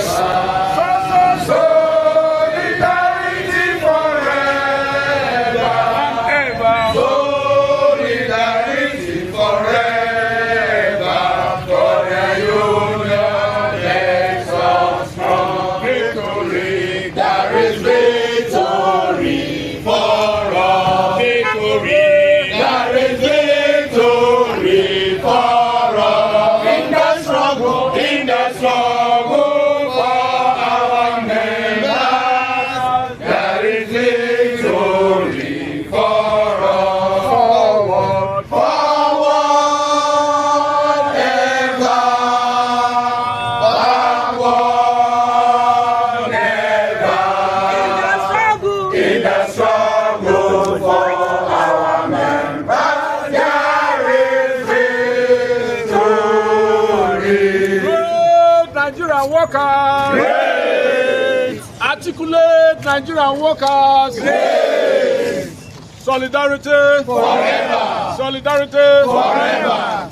Welcome, raise. Oh, who be this person? You know, do articulate bagba. Articulate gbogbo. Articulate gbogbo. Articulate gbogbo. I feel like say this one are just solidarity. Solely. Anyway, they actually dropped a speech, if you don't mind. Please listen. So, in Africa, isolation. In Africa, isolation. Aluta, victory. Well, thank you, comrades. We are glad to be here at the national headquarters of the Labour Party. In this courtesy called by the President of the Nigerian Labour Congress, who is an institutional member of the National Executive Labour Party. Felicitate the chairman of Labour Party, LP, LUP, and Labour Party, the fastest growing party in the globe. And you know, for everything that grows, there will be challenges, both environmental and otherwise. So we're here because the president of NLC has deemed it necessary at this point in time to come and say hello to the party chairman and rub minds with him. But as you know, the president of the largest labour center in Africa cannot move like a thief in the night to other people move. So he has come right at noon in broad daylight, even though most politics are done at midnight. But we workers, that's the difference that Labour Party brings to the table. We do ours openly so that you know where we stand. And it's therefore a big pleasure for us to be here. The President of Congress will have an open discussion and we still go back inside the Congress and have an executive discussion also. So, Congress Presidents, Nigerian workers,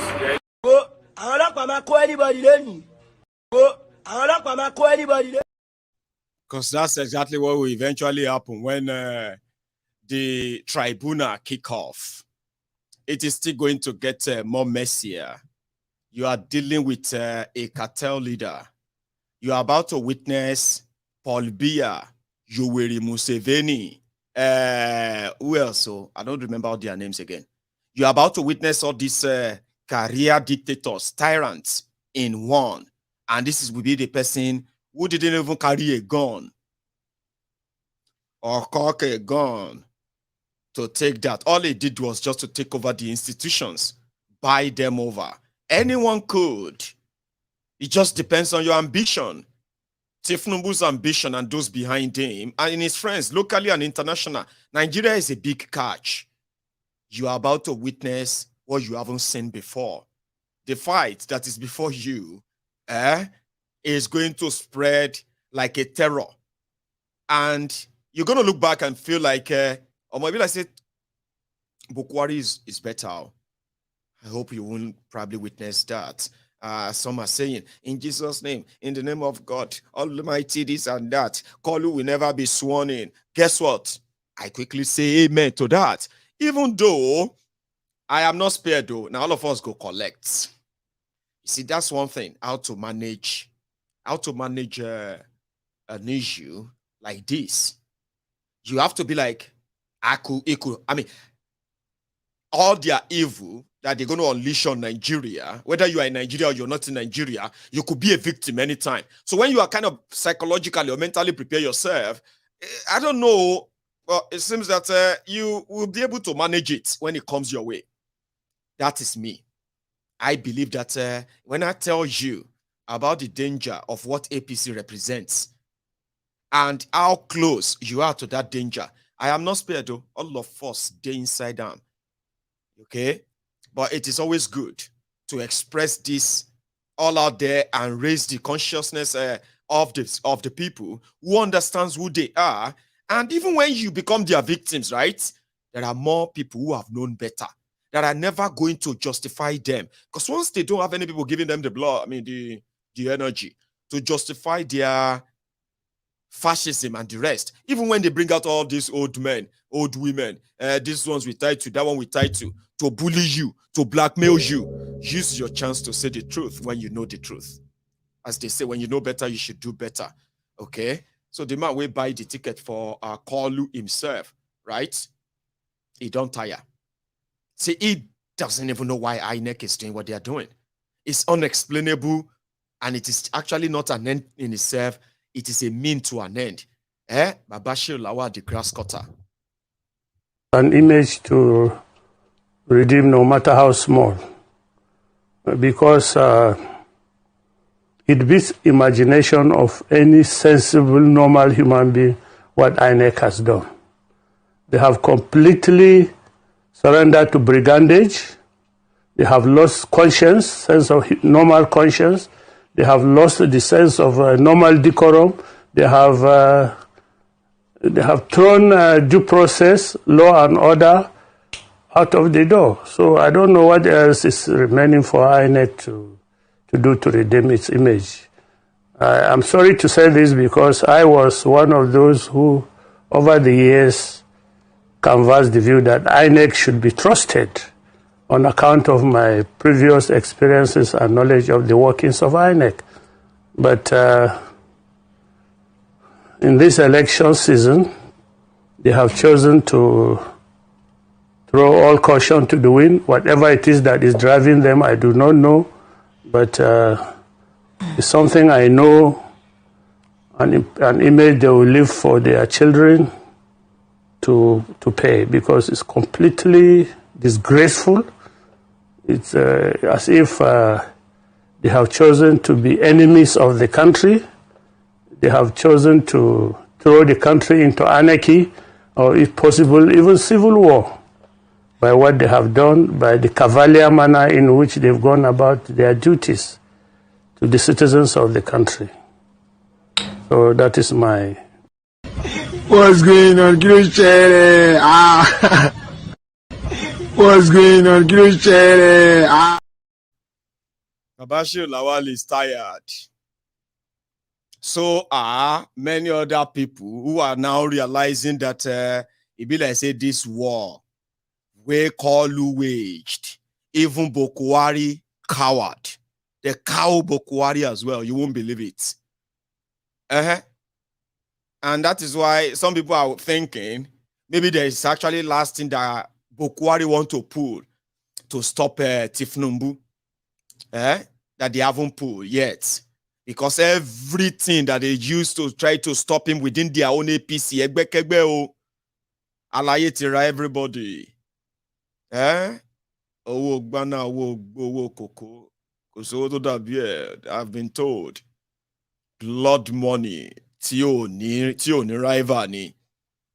They say the cocoa money is so big, so large. That crude oil money. are just aside.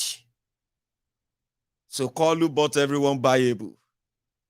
And here you are. Even Babashir Lawal, who happened to be the former secretary to the government of Nigeria. That's somebody with a high security clearance, if Nigeria had anything called security clearance anyway. Babashir Lawal is like number 3 person in government of Bukwari at the time. See him talking there like, what I have seen. Honestly speaking, I don't know. You know what I mean? That's what APC would do to you. Now the obedient can't they be like, say they're too stubborn. Coconut head, they call themselves. Because every propaganda they have turned against, on them, just seems not to work or push them away or discourage them. Now they have to gaslight them and bully them. In fact, set them up for attacks. That's the next thing, right, as we speak. And that seems not to also working. It's not working, right? What is today's date? Today is 17th. Now, if today is 17th of April, 2 days, the tribunal will open. I've also discovered that there is no appeal court inside the presidential petition case or inside the presidential petition in Nigerian law. So it simply means the tribunal is going to do their thing. After the tribunal do their thing, 120 days. So within 60 days, they have to go to Supreme Court. Now the Supreme Court will now rule. So within that 60 days, Supreme Court will have to give them day of ruling. Here you get. That's when you will now know if Koolu is going to be your president or not. But as we speak, they are about to replay the Lagos card that they played in 1999. Nobody said people didn't rise up to stop the drug dealer from becoming a governor. They did, though. But guess what? It was too late. You know what happened? The people that were supposed to stop him, they've been bribed. Security agents that were supposed to release the information and stop him, they've all been bribed. So they were told to go to court. It was Ganifa Emi that went to court, right? The government agents that investigated Tinubu and had all this information, they didn't provide that for Ghanaian to go out there and get all those information himself. But do you know something? They started stalling in court. By the time the court is finally going to show up, that okay, yeah, bring the case. There were just days before Koolu's inauguration as governor, 1999. By the time Ganifa Emi was going to court, Ganifa Emi was no longer suing a criminal, a drug dealer who is about to become governor. He is now fighting a drug dealer governor who has all of the resources to fight and defend himself until they have to force what is called out-of-court settlement. They may never tell you that story. Tinubu was never cleared of anything. Not that this whole thing was never kind of tried in Nigeria. It was tried in Nigeria. Those who said that Tinubu's drug case was never tried in Nigeria, including Festus Otobo Keyamo, they are dishonest and they deserve nobody's respect. Don't respect people like that. Okay? Don't let anybody tell you to respect them, okay? Bullshit them. Give it to them as you should. And hold your respect because they won't earn it. They haven't. They tried to stop Tinubu also because of his falsified certificate. That was the one that made it to their media. Yeah, that's the one that made it to their media. That he gave the wrong, he gave a false primary school and secondary school educational info, which he never went, according to him. Or he went or he just manufactured them. A perjury, he committed 24 years ago. Somebody fought it, but the system defended him because he had immunity. So same thing is what they are banking on right now. You go to the tribunal. The tribunal has already wasted about 40 days. Normally, you are supposed to go to the tribunal within 60 days, they say. Within 30 days, yeah? 28 days, you have to go to the tribunal. Now, the tribunal waited before they even constituted the tribunal. They first waited for weeks. Now, Tinubu himself was dodging those who were serving him the petition. He was dodging them until they have to go back to court again and get another court order that said they could post it to him. Now, the confusion right now is that even though his lawyers have received it, they said they've received the petition and they've responded to the petition as well. Nobody knows where Koolu is. And nobody's going to say where he is. But in 2 days' time, they are going to open the tribunal. 120 days is what they are going to use. They have 120 days to give a verdict. Now, 120 days is 4 months. So they are going to inaugurate Koolu next month. My ego is not going to happen. I hear that all the time, and I say amen to it. So anyway, yeah, for those of you probably still working on that, this is the 10 most indebted states in Nigeria and how much they owe. Lagos State owes 1.3 trillion naira. No water, no light, no road, no hospital, no schools, and nothing. That actually could cater for the population of Lagos State. Kaduna is the second indebted state in Nigeria with 340 billion. Ogun State is the third with 331 billion. Dakpo. How many times I call you? Dakpo. Oma Shenwon. I don't even know if that is even anything that's going to happen. Because, I mean, Dakpo Abiodun. I used to track the debt of Ogun State. Are you with me? Now, 331 billion in 4 years. So, Los Amoso, these are APC, Egbekegbe, and the Ogun State people. When they share that money, you know how much that is? Every person in Ogun State, with the population of about 6 million, right? Divide that with that 331 billion.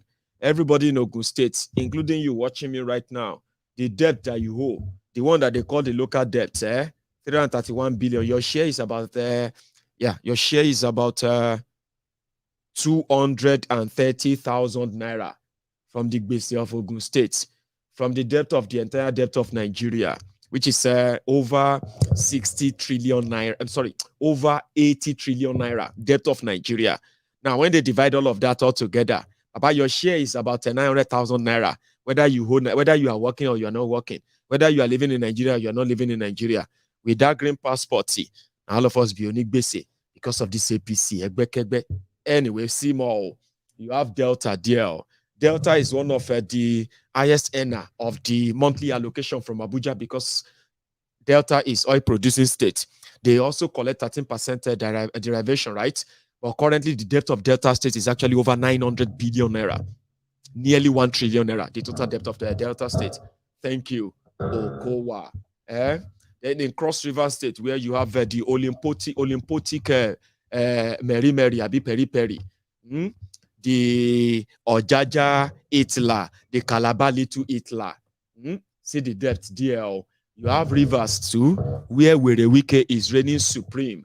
Apart from the stolen money that they have said, right? This is local debt. The total debt of River State is also over 1 trillion naira, local and international.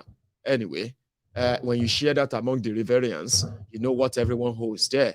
All of you should bring out your calculator and put the population of your state beside this indebted state. Compare the development in those states. And then, just put that side by side, whatever you think they must have used the money for in your state. Put them side by side and then kind of judge if they in any way relate, in any way correlate, Abi. While you are doing that, Wike, who knows that in another 40 days, he will become ex-governor of River State. And he's invested enough in this Tinubu's presidency and so, and it is ideal to remind them, if you balance in when you are writing the names of those who are going to get something, Mokuna don't forget, Baja, you remember, my balance, so I no go get work again after May 29. Say, don't worry, Wike, you are welcome. You did well. You see, that's in Baja, that story on Premium Times that Obi won River State. Don't believe them, I don't want you to believe them. Okay? Ashiwaju won River State. I did my best for Ashiwaju. So, this is the man currently lobbying. Do not share me. Don't let the word share me. We are just a few days away. What is Ashiwaju saying? Where is Ashiwaju? What is he saying about appointment and all that? I haven't heard anything. You, Baja. All this while they told me you are in France. I'm glad that I saw you online, that you are back. You are discussing sharing formula in National Assembly. That's exactly what interpretation I got from that clip. I saw that image. All in all, they are grouping, and they are grouping on how to further share whatever is left of Nigeria, or break the rest of it up. But the only victim, or those who are going to be the victims, are most of you right now here abusing me or criticizing or fighting yourselves on their behalf. One day, you're going to realize that when you stop fighting yourselves, that is actually when we can start, fighting these criminals. For now, let everybody keep getting experience from what Nigeria has to teach you. As they say, or should I pray, may Nigeria not happen to you before you realize that it is a wasted effort, futile, okay? The people, the demons that are hovering over Nigeria, they are not with wings, they are not with rowing eyes, they are not what you think they are. They are not spirit, they are not in whatever other things you've made up. They are those who are wearing those designer shoes and babariga, well-starched babariga and all that. Those are the demons. They don't sleep. And until you stop defending any of them, simply because they are from your tribe, or simply because they are from your region, or because you have benefited one time ago when someone of them actually helped you to help you get a job. So yeah, you hold them, fine. But defending all what they have done and what they are doing, well, just know that you won't be spared, okay? Just like nobody is spared from the consequences of all of their actions. It's just a reminder. I'm going to go make a cup of tea. Now I'll take calls, okay, just before I go to bed. And then we'll call it a night. But if you are pretty much still with us, do me a favor. See, let me show you something. I got an information here that I have just 40 more subscribers, and then we're going to cross that mark on YouTube. We're just going to cross 80,000 subscribers. And I think that's possible tonight if you have been following Mayegun for a while and you haven't actually subscribed. Maybe you should now, if you want to. Just thought I should remind you, everyone. Now, when I get back, we will take calls, okay? And at this point also, you can also like the broadcast. Over 3,000 of us are currently on YouTube. I kind of love that number. Over 2,000 of us. Over 3,000. Over 4,000. That's quite an impressive number. But you can make your presence known by liking that broadcast, okay? As you also go make yourself a cup of tea. Or I will be back.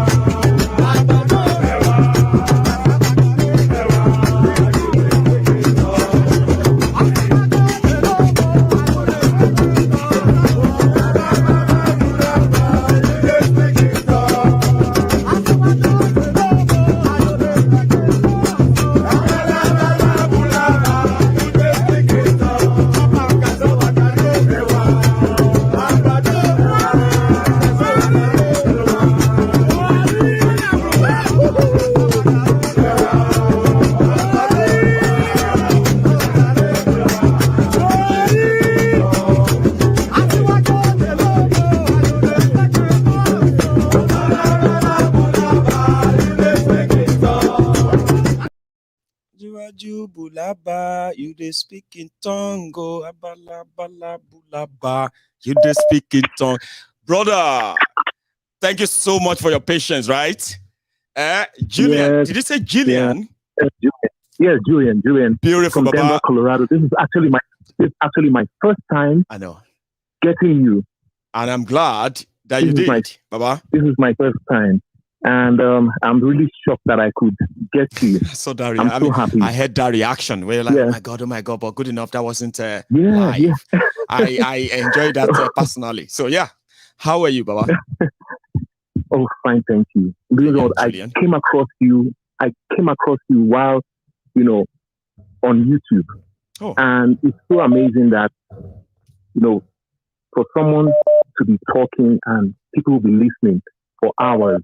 It shows that you have great talent, because thanks, man. I can't see myself listening to somebody for hours on end without getting tired, without getting bored. So I'll give that to you. And you're being truthful. God bless you. And I also enjoy the way you yab them. That's what makes me laugh. I get entertained when you yab them. Look, I was thinking I know how to abuse until I met you. Oh. Man, you know how to give it to them. So kudos for that. Thanks again. It makes my day. Even if I'm bored and I hear the way you yab this politician, I'm happy. Thanks, man. I have this thing to say. Please. You see, in 1984, when Buhari entered, I was 11. Let me say that. I was 11. I mean, no, he entered 83 December. Yeah, 83 December. Then 80 January. Mm-hmm. Yes. So he's been really, really, I don't even know what to say about that guy. And the nation went through hell then. And it seems Nigerians are always forgetful. And you can't even believe, during that time when he was there, they would just go to the market, they do all kinds of things. There was so much lawlessness. So when he wanted to come in 2015, I kept telling people, even my mates, I said, have you guys forgotten how when this guy was in, all the hell he unleashed on Nigerians? They said, no. I said, okay.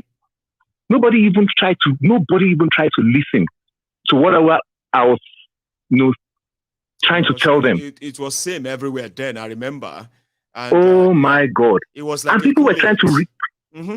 Yeah. Do you know what people were somebody trying said? to Do you know what somebody said? Yeah, somebody said that one of the reasons why these young people should never forgive any old man or woman that is supporting APC and Buhari. You know why?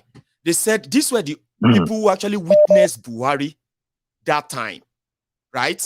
And they knew who he was and who he is. And they told the young people that they should forget all of that he was the best. Now, look at the young people now. 8 years of their lives have been stolen from them by APC. No responsibility. It's so... And, history always repeats itself. And I don't know why people tend to forget things. During his time in 84, he changed money. During his time, that's when things started going up. Though in 1983, there was austerity measure. Then I was a little child. I knew austerity measure during the time of Shagari. But when he came in, he felt he could suppress austerity by making market women to sell their things below cost price. You see soldiers going into markets then, telling women, okay, sell this at this social price. You see people just rushing. That's not how things are done. And now he changed the money, the currency in 84. And when he came in again, the second time, he did the same thing. My own is that I try to tell people, have you forgotten? No, like sometimes people just tend to overlook things. Oh, no. Or try to deceive themselves. I said, this man is evil. He's an evil man. And he's also incompetent. Repeating. Even if you don't put it as evil, God, right? He's actually like incompetent. Buhari has nothing. Yes. People know that he has nothing to offer. But they are projecting a lot for him, expecting a lot from him. And look at the country. Oh my God. Decade wasted. 8 years wasted in lives of young people. Oh, my brother, you know what? When I knew he was coming in, I said, no way, I'm not going to take this. I'm leaving this country. So I was telling people, they felt I was joking. I said, look, I packed my wife, my children, we're out. 2016, I said, I can't take this. Then people started saying the result of his leadership. Now, what is the naira? The naira is almost 1,000. I mean, it's almost 1,000 naira to $1. It is. How much was it? How much was it at first?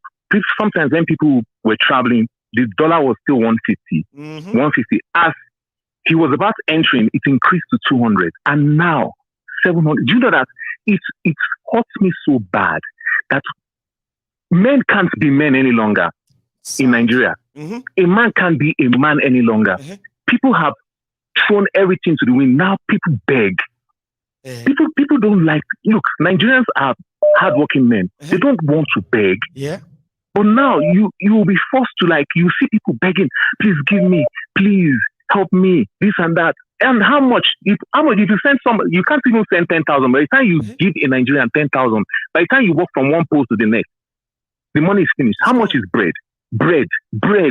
My own bread. When I saw it online, that sliced bread is now 200 naira? How much? Are you kidding me? 800, 900. Yes. Sliced bread, like, you mentioned sliced bread like that. You know those bread we buy oh my God. when you are traveling. When you're traveling from Lagos, so you know those big toll gate bread. No, I get bread. Oh my God. Those toll gate bread, they were selling for 150 naira back then. They are selling them for like about 1,000 naira now. You know that? Oh my God. You know that 50 naira noodles, Indomie. I'm still saying it because Indomie. you should remember them all. When you were in Nigeria, those big pack, 50 naira. Yes, I remember. The smaller one, 30 naira. Remember? Oh my God.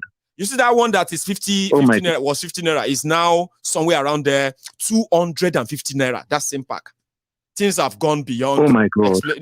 But people are kind of coping. That's when they turn to begging instead of pushing back. It's sad though. It's worse. Well, apart from begging, they do all kinds of things. Now, you know that parents now in Nigeria allow what I see online and what I hear from phone calls. They just allow things that they won't allow their children to do. That they just close their eyes and people just do all kinds of things for money. What I see online is you see all kinds of things. What people do, it's terrible. And talking about this generation thing, like during our time, yes, I read Wole Soyinka's book in secondary school. We had our educational system was at the top then. Our English text was so big that, man, you can't even compare it now. But if Wole Soyinka thinks he has monopoly of knowledge and he feels he can deceive people by speaking Queen's English, he's got it all wrong. Nobody has no monopoly of knowledge. No. He feels he could just talk to people and convince them. He feels Nigerians are fools. No way. Or tell them that what they know. Brilliant minds. They'll tell you, what do you know? This country is filled. You've forgotten that this country is filled with brilliant minds. Brilliant minds. And I don't know. You just felt that, okay, go talk to these people and just convince them and, oh God, it's called brainwashing and gaslighting, but it's not working. That's the problem. I'm really disappointed in that man. They are calling us intolerant. People who don't tolerate other people's views. You are insulting us. You are calling it intolerant. Anyway, Julian, let me take another calls. Okay. Thank you so much. Well, nice to hear from you. It's been a pleasure. I hope I'm lucky next time to have you. Yeah, me too. Cheers, man. Yeah, okay. So that's Julian from Colorado. It's a pleasure when somebody calls for the first time. Hi, hello there. Hello, Mayogun. Yes, sir. How are you? The guy from Odebolu. That Ijebu man. Because I call my son, that Ijebu boy. Here we are. Baba, how are you? Yeah, good. This is my first time of calling in. Amazing. And I'm quite lucky today getting in today. I'm lucky to have you, sir. Yeah. Your program is very, very interesting. Thank you. Each time I listen to it, I'm always fascinated, Thank you very much. So, but let's go to the topic. It's just unfortunate that Nigeria has gone to this level, you know, because, you know, sometimes you look at what really happens. Look at the election. You just stand. We thought that this election could have been, at least, we could have got what they call improvement. Expectedly. You know, but I was shocked with what I saw, you know, because are you there? I am still with you, please. Just my God, okay, good. So that I told you, God.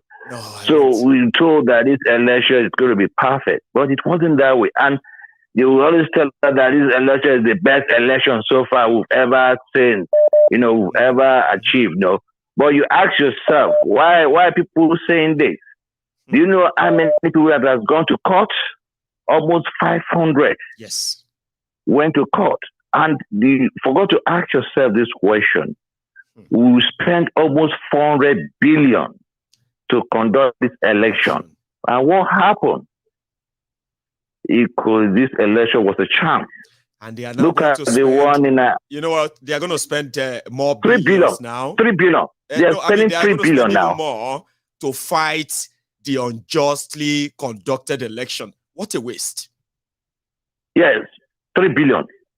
That's what I'm saying. You're going to spend 3 billion. Wow. You know, for INEC. Yeah. And you know, you say something, you know, when you say, you make sense of whatever you're saying, because there's something you said, and my wife told me something, and you repeated it immediately. I said, it's just as if you guys are working in spirit. Like I was ask yourself this question. Yeah, you see a strong Muslim, let's even call Muslim or Christian, supporting a drug baron, and you see people justifying it. You understand? Look at, I was just sitting down. I now remember this deputy governor of Lagos State. What was her name? Latifat Okunu during time of 1990. Alaja Okunu, yes. That woman, Alaja Okunu. You know what I thought to myself? I said, before this woman will say she doesn't want Tinubu, you know, Muslims, a strong Muslims, they don't want to do it with anybody that deals with drugs. Even like Koforola Bokno, who happened to be, you remember Koforola Bokno?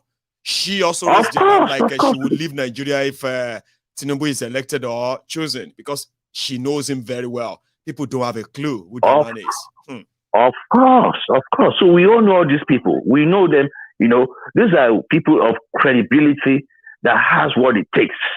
I was saying, my wife, if you remember this Muslim society, like Latfat, yes, you know, Okunu, she's the founder. She's one of the founders. And she's no nonsense woman. And you see people supporting all these things. Do you know how many lives these people have damaged? You understand? They've damaged a lot of lives, and people supporting this kind of a thing. We can't take this. Enough is enough. We need to stand up and speak. Yes. Because, you know, those are the mistakes our forefathers were making, because they failed to talk. You understand? And we can't, even with their age now heading to 60, and we're still keeping quiet. Oh no, Nije. No. Oh no, Nije. Enough is enough. I mean, they are actually acting surprised that people are reacting this way. And I'm actually surprised that they are surprised that we are reacting this way. When you, like, insulted the sensitivity of millions of people, and you think you can actually, like, deceive them and tell them that you are all overreacting. That's how Nigeria is. Just move on. Well. Omo, you know, these guys are playing games. It's just like what happened to P2P in UK. You know, I expected, you know that I in another program, I was challenging Abike Dabiri that I find it difficult to believe that woman, I thought that with her sense of reasoning, she would have come out to say, why will you post my picture with P2B, Latibo from where to where? And she refused to talk. And she saw my message. You understand? Is that the kind of people we want? And look at what happened before the campaign. After they've taken Muslim ticket, they went and organized and when people Agbero, where they put on bishop garments, and they went free. None of the Christian clergies, even the so-called pastors, none of them could even say, what kind of a thing is this? No. Or challenge them to court. Can we do that to Muslims? Can you go and put on a Muslim cleric to put on their dress? The whole country will have been ablaze. And put Peter Obi in their midst, and they say Islamic Organization of Nigeria all over there, they have endorsed Peter Obi. Wouldn't they start a riot in northern Nigeria? You would think Peter Obi insulted the Prophet Neo. That's what they would turn it into. They would say he insulted Islam by putting fake people to act like Muslims. But they did it, and they said, yeah, what will happen? And they are not fascists, though.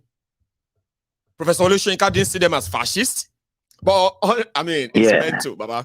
Thank you so much. Let me take another one, too, so that we can manage all these short all right. Yeah, manage it. Okay, go ahead. Thank you so much. Go ahead. I appreciate that. Oh, you wanted to say something. I hope we'll get another chance, sir. Hello there. Hello, my buddy. It's Jide from London again. Jide. That's a Jide from London. Jide, Baba, how are you? I'm blessed, man. Listen, these APC people shock me. Each time I think I will be saying, okay, maybe these people have some kind of conscience, and maybe they just evil. I don't know whether you've heard the latest. What's the latest? Do you know there is this man of God from the UK that prophesied? He prophesies into nations, speaks into nations, and everything's been coming on. Do you know the DSS picked him up about 2 weeks ago? Now he's off. I mean, his family, he's pulled out from Nigeria. Today, they have picked up one Bishop Faye Daniels and banked him in Kirikiri. They paid 2 ladies to say that he raped them and picked up the man. Do you know that it was tonight? Just because, Jide, yeah. Do you know it was tonight? I have seen that story, right? And the first thing that came to my mind was that the guy raised an alarm that some people are calling him, blackmailing him, and asking him for, you know what I mean, or they're going to go public. So something was telling me that it's not hard for Nigeria to put together 1 and 2, especially this APC, and some ladies will show up that rape them. Go on, please. No, it's because of his prophecy. He said he didn't hide his mouth. He said, "Listen, I am obedient. I am obedient to the core." And Tinubu is not going to be sworn in. That is so clear to him. The way he knows his name, he knows that, and that guy never misses. He says we should watch. Everything, even what is happening to him now, he said, listen, that at some point they will come for me, if not kill me or even pick me up. I know that. He's just been prepping his mind. So I think he already knows what is going on. So that tells you how evil, how can people that are supporting this evil APC, they see all these things that is going on. That alone should show them that, listen, they should even go and beg God for forgiveness. Imagine this kind of man should come into government. Killing will just be nothing. Honestly, we will think that Buhari is. Now, I've said that one before. Now, Jide, see, all they have to do is frame people up, and they will arrest you. And then for them to come and prove what they frame you up for, they won't have any proof. They won't prove anything. The court will just keep you, and they'll be extending and adjourning and adjourning. Exactly. And I don't think they'll be able to survive that, though. Because they have to look at people. Yeah, they can't kill everybody. I want to make a request too. Sure. You know that your Sue song and all that by Showere. Showere has lost it too. Go and write it down. I believe Showere he's been compromised. It's just only time. With time he will announce and say he's now a PC. That young man, unfortunately, has lost it. He shows that he does not have the love of Nigeria. He does not have the genuine. Yes. What would be your request? You don't want me to play that song anymore, at least not for now. Please, I think everybody just getting pissed off and all that. He doesn't, because he's no longer relevant. He's no longer relevant. The guy is confused. Imagine saying that that Peter Obi on Twitter today, he was saying that P2B and all Labour Party they're into forgery, they forged everything. How can you say that? You are the same person that was. It's just like you're the same person that was fighting for all the injustice of Nigeria. Now the man is confused. I think for now, let's just pray for him. Let's pray for the brother. Let's pray. I don't know what's happened to him. I'm also following all of these things, okay? And in all honesty, having putting my own sincerity out there, I am personally concerned for Showore too. But he's an adult. Hang on, he's an adult, okay? He's responsible for all his actions. And he's one person that his position won't change my respect for him. Because at the end of the day, right? At the end of the day, okay? Everything is still going to come back to the same thing, which is that whichever intention of everybody, time will unveil everything. Whether your intention is good, whether your intention is bad, okay? Like you have seen right now, I'm so disappointed in Showore, because right now this is Showore unraveling to somebody like you. This is not the Showore you know. I get that and I respect that, okay? Jide, sorry, please. So keep on doing what you're doing. We will not. I will not even be surprised. We wake up tomorrow morning, we'll hear that Peter Obi has been arrested too. Because I know that they just want that. I mean, that will give them some orgasm. That's also a path that no matter how mad they are, Jide. Okay, I know Nigeria is a crazy place. So, are you with me? Right? Yes. But they would dare not arrest Peter Obi. Majority, you need to know something, right? The most feared people right now by the Nigerian politicians, whether PDP or APC, are disobedient. They don't know them. They don't know their number. I know. They don't know what they are capable of. So Obi, as he is, right? Not that they can't try it, or if they try that, we may actually be talking about something different, not the election anymore. Trust me. And they know that. Obi and Dati, I mean, because the obedient movement is now a worldwide movement. Even some Americans are even joining.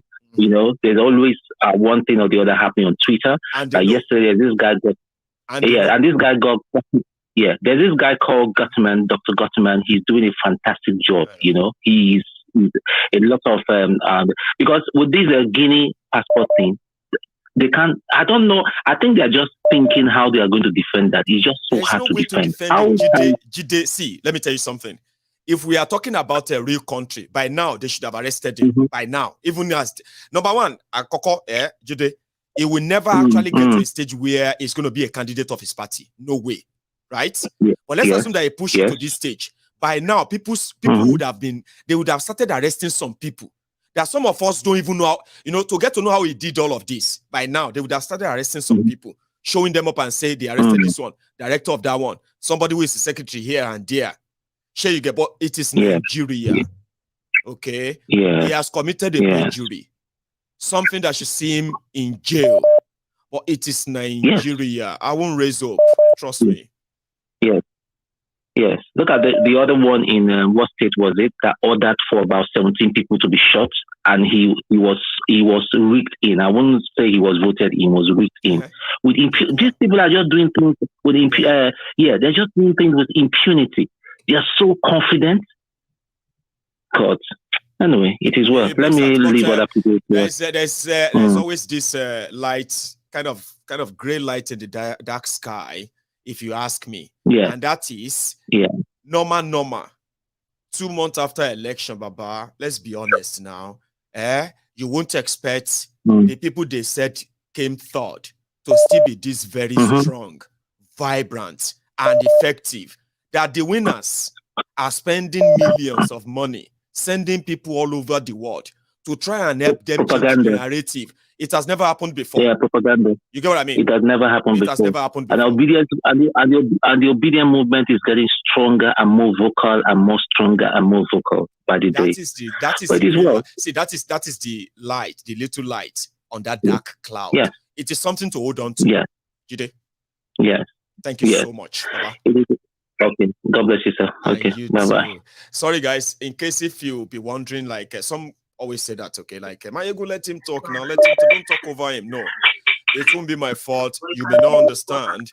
You see, somebody who is calling in onto the program, there is this whole connection stuff that sometimes they have delayed convo. And when I speak, by the time the broadcast will release it to all of you watching, it's going to sound like I'm talking over them.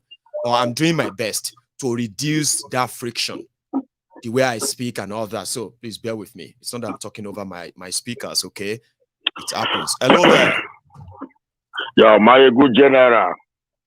Yes, sir. How are you? Good to talk to you again today. It's a pleasure, sir. How are you, sir? Yeah, fantastic. Yeah, the last caller was talking about Showore. And what you say something about it as well. Showore was somebody we respected a lot. We campaigned for him. I know. But what is happening with him now, I don't really know if he was really genuine or not, or Bobby tried to fight for his freedom so that he will let him go to America to stay with his family. Nobody know well. He has gone through a lot anyway, but the way it's going now is not professional at all. Now, somebody that was fighting for his freedom. It is concerning. People said that, I mean, if you are not going to face the winner, the next person that should be next should be Atiku, because if Tinubu is disqualified or anything, Atiku should be next, Abi, according to INEC. So if there's anybody to focus on, it shouldn't be the third person. But I get it. I get it. But he's an adult. I don't think any of us can actually speak for him. But go on, sir. Yeah, one thing you should know, if you read the Bible as a Christian, there is one thing that happened where David said, David saw what delivered it to his hand. But he said, no, I cannot kill an anointed person because you don't kill a king to become a king. With the way Showore is going, he can never become a king. Because to be a president of Nigeria is a king. He can never get to that position because you can never kill a king to become a king. People know this principle, they don't kill kings. Yeah, it is. So he should have sense. And if he still put his eye in that presidential position, with the way it's going, he can never get there. So that's just what I want to. Thank you so much. May I take another one? I mean, Showore is possibly watching himself as well, and he's a fan here. I was going to get him to come on to the political, but I just wanted to make sure that the whole election of a thing is no longer in play. But with the level things are going right now, it seems that the cloud is gathering. People are not happy with Showore. Here, hello there. One name Osita. Yeah, it's your brother. Yes, sir. How are you?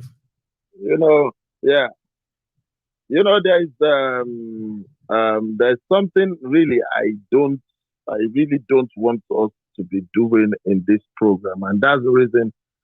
And I believe a lot of people are concerned the way I am, and that's the reason some of us don't even want to talk about it. Especially in the sense that I come from the East. Other people come from the East and they don't want to talk about this Showore issue. I don't like talking about it so that somebody will not think, Peter B is from the East and that is the reason I'm talking about it. But I have seen it because the people that is on this your platform, yes, they are united by one voice, and that voice is you. I believe. Because you are the leader here, no matter the age, no matter how somebody sees, you are the leader. Well, everybody, they call me the GO, the General Overseer, yeah, and I don't think it's because of the age. Thank you. Yeah, I am so happy when you were saying something today. You said 80,000, and I said to my friend that is there, I said, "Wow, 80,000." But I said, "What brought you that 80,000 on a political platform? Is not because of." You come here, you talk to us and talk. No. It is because we see the truth in you, the reality in you, the unbiasedness in you.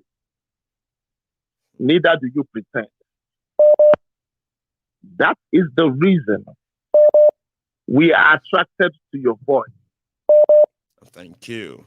Though sometimes it is not everything that you say that all of us we agree on. No. But the truth is that because of your personality, we have the mind of accommodating whatever that you bring on the table. And we found out something too. It is not because of you are the only one moderating, but people, you are receptive and you learn from people too, because I see the way you pay attention when somebody is talking.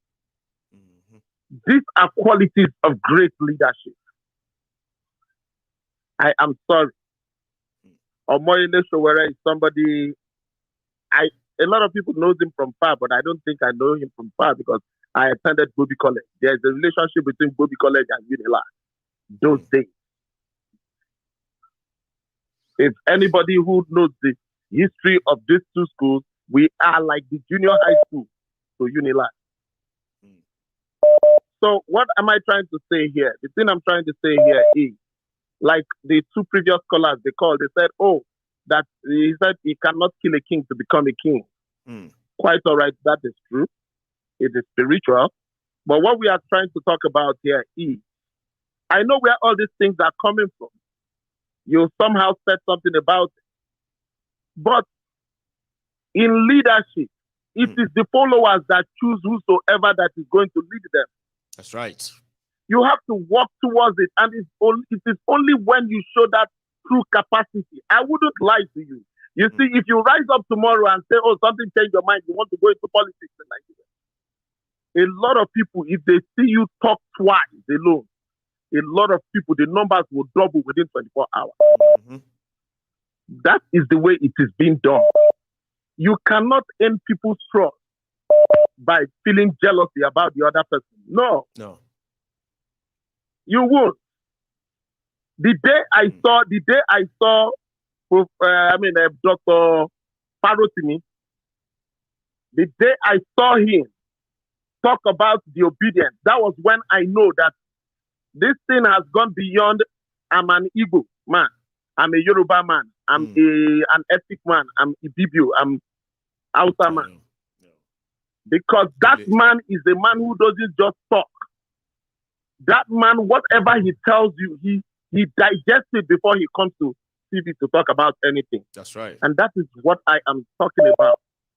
So you if you're listening, you have a long way to go in politics. But then you will have to learn to serve, to win people's hearts. That's right. Being a political activist don't make you a good politician. I will tell you that. I listen to the greatest man that ever came out from Nigeria, and that is Chief Gani Fawemi. Is there anybody likes it or not? He is the greatest man that came out of Nigeria. The man, they asked him that question about, are you going into this election because you want to win the election? He said, even if I am not going to win, but I want the people's voice to be heard. He didn't criticize any of those things, but he was being on point, talking about what Nigerians need, what they desire. He even went on to tell the political class, eat the whole money, but give these people the 4 basic amenities, which is the road, the light, the school, and shelter. That was what he was asking for. Because sometimes in life, political activists don't make a good politician. I know. Because they are not bendable politicians. Either we like it or not, both in UK, both in US, there are people who could actually bend. It is not all about me. Especially, you know, one thing, Osita, sorry to cut you short there, all right? One thing here is that I believe that I can talk like this, the way I'm talking. Everybody will say, I like Mayegun, he's so real, he's so blunt. Sometimes he say them, I don't like them, but I just know that's Mayegun. That's who he is. Do you get that? Now, if I choose that I want to go into politics, then I have to be somebody different. I can't be this. I can't be somebody who says, go to hell. Go Yoma Bloni. I can't be like that. You know what I mean? Exactly. Even when I feel like that. But again, I can't really explain it. Do you know there was a video clip I saw P2B. I asked myself, so this man gets angry at times. Yes, but it doesn't mean that if inside or within his castle. You remember the one I remember, Osita? You remember the one between him and Dino? He said, Dino, why is he every time all over me? Leave me alone. I was like, see Peter Obi, person where they kill. That's him, angry Peter Obi. So, Dino, there's another one. Why is he always there's another one. Yeah, there was another one he was talking about. There's another one he was talking about, Koolu, if you remember it. The one he was talking about, Koolu, that if you talk, they will say that it's a Miloko. It's my son, it's my son. But the way he said it inside and the way he normally says it outside is not the same. So this is something that you cannot make people choose you. It is only people that will choose you, but you cannot make people choose you. That is something that Sowore needs to understand. He needs to understand that detailed, that detailed orientation. That anyway, the people. Osita, without having to tell you what to talk because of our time, right? I have been expecting people to actually react on this Fashola statement because I feel embarrassed on that one, no. But I haven't seen anybody say something so far. But I can't tell people what to talk about. The only thing I can say as regards to that particular Fashola thing. You see, it is only in Nigeria that you ask somebody what's their occupation, they will say politics. I'm a politician. What's his name? Muhammad Buhari tenure is winding up. All of them, they are trying to fix themselves back again to make themselves relevant. Right. If not for that reason, why would Fashola come all this while? You didn't even campaign with him, but all this while, why will you start Just coming come on out TV now. to start talking about? He didn't campaign for him. So what everybody is planning is that, let us keep our job. Let us keep our job. That is just what they are doing. Even by sounding foolish. Somebody who be lawyer. Who doesn't understand the somebody law. that said it's an SAN. I want to tell you something about this SAN. Yeah? You remember, my hero, forever and ever, Chief Gani Fawemi again. I remember. The man said, they were trying to tell the man that, you are not an SAN. He said, why do I need your SAN? When I was in school, I was considered one of the bad students, which is that he doesn't have good grades. But when we came out to practice, all of you were reading my books. That's what you give to your students. You were reading my books for success. So that is what you see in Nigeria. Anybody that, the whole fan that you have in Nigeria, they are all political fans. It's political None of them. Do you know? Go and ask any of them that you see. I will ask Kiyamo, any day I see Kiyamo, that tell me the indices, the yardstick they use in making you stand. Because to be a stand, there is a reason why you are acknowledged as a stand. The dead cases that you went to the judiciary to bring up in the Supreme Court and set it alive again and win is one of the yardsticks. For Kiyamo, I do not know what he has done because the whole cases that he handled for EFCC, I know. he lost to except one. No. 22 cases, he lost 21, except one that they had to settle out of court. He didn't even win it. They settled out of court. He didn't even win it. Osita, take another one. Keyamo, come here. I want to hear it from you too. Am I here to think that the APC is the best thing to happen to Nigeria? I'll be a fool to say so. Am I here to say that there are no thieves within the APC? I'll be a fool to say so. Will I be here to defend the APC as the purest political party, as the cure all and be all, and the and the cure elixir we have been looking for? I'll be a fool to say so. No. Hello there. Yeah, Mayogu. Yes, sir. How are you? How are you? Emmanuel from London. Emma, I'm very well. Yeah, Emmanuel. How are you? How are you? Right. This you talk about this Fashola. What you don't understand, some of these Nigerian politicians is fantastic. It's shocking sometimes when you see them, the way they make their points and the way they try to stand up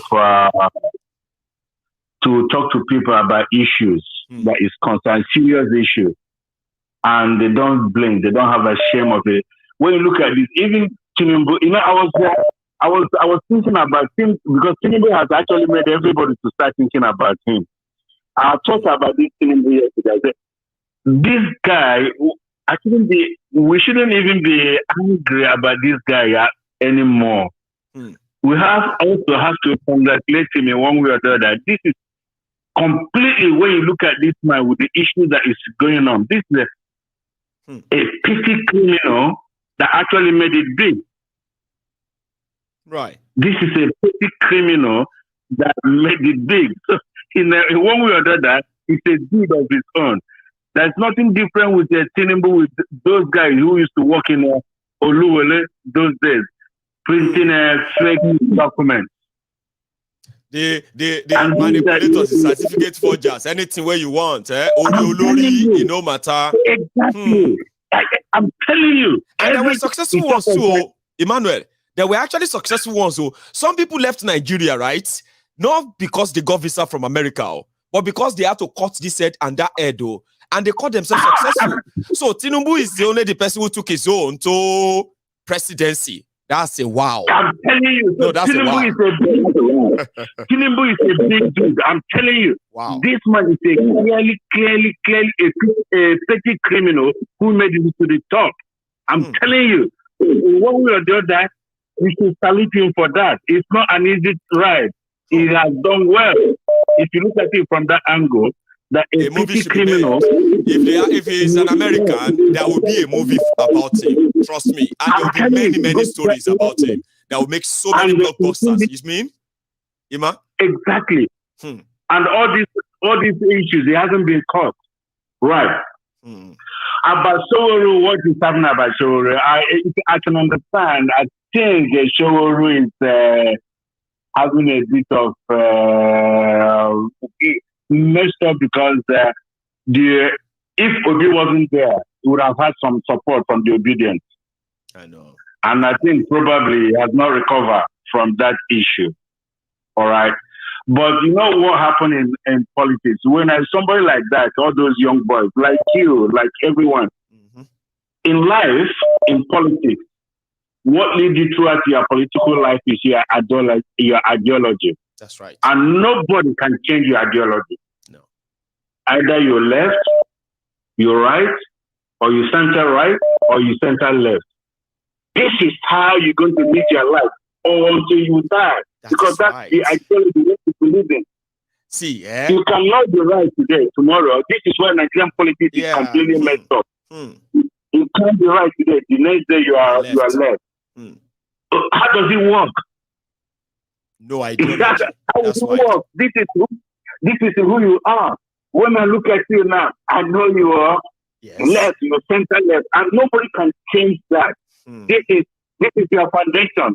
Even no matter how somebody tries to indoctrinate you, how would that person change it? Because that's your political conviction. That's where you believe in. So if somebody like Tinubu that you believe that you will expect that will have a political ideology and that ideology shouldn't change.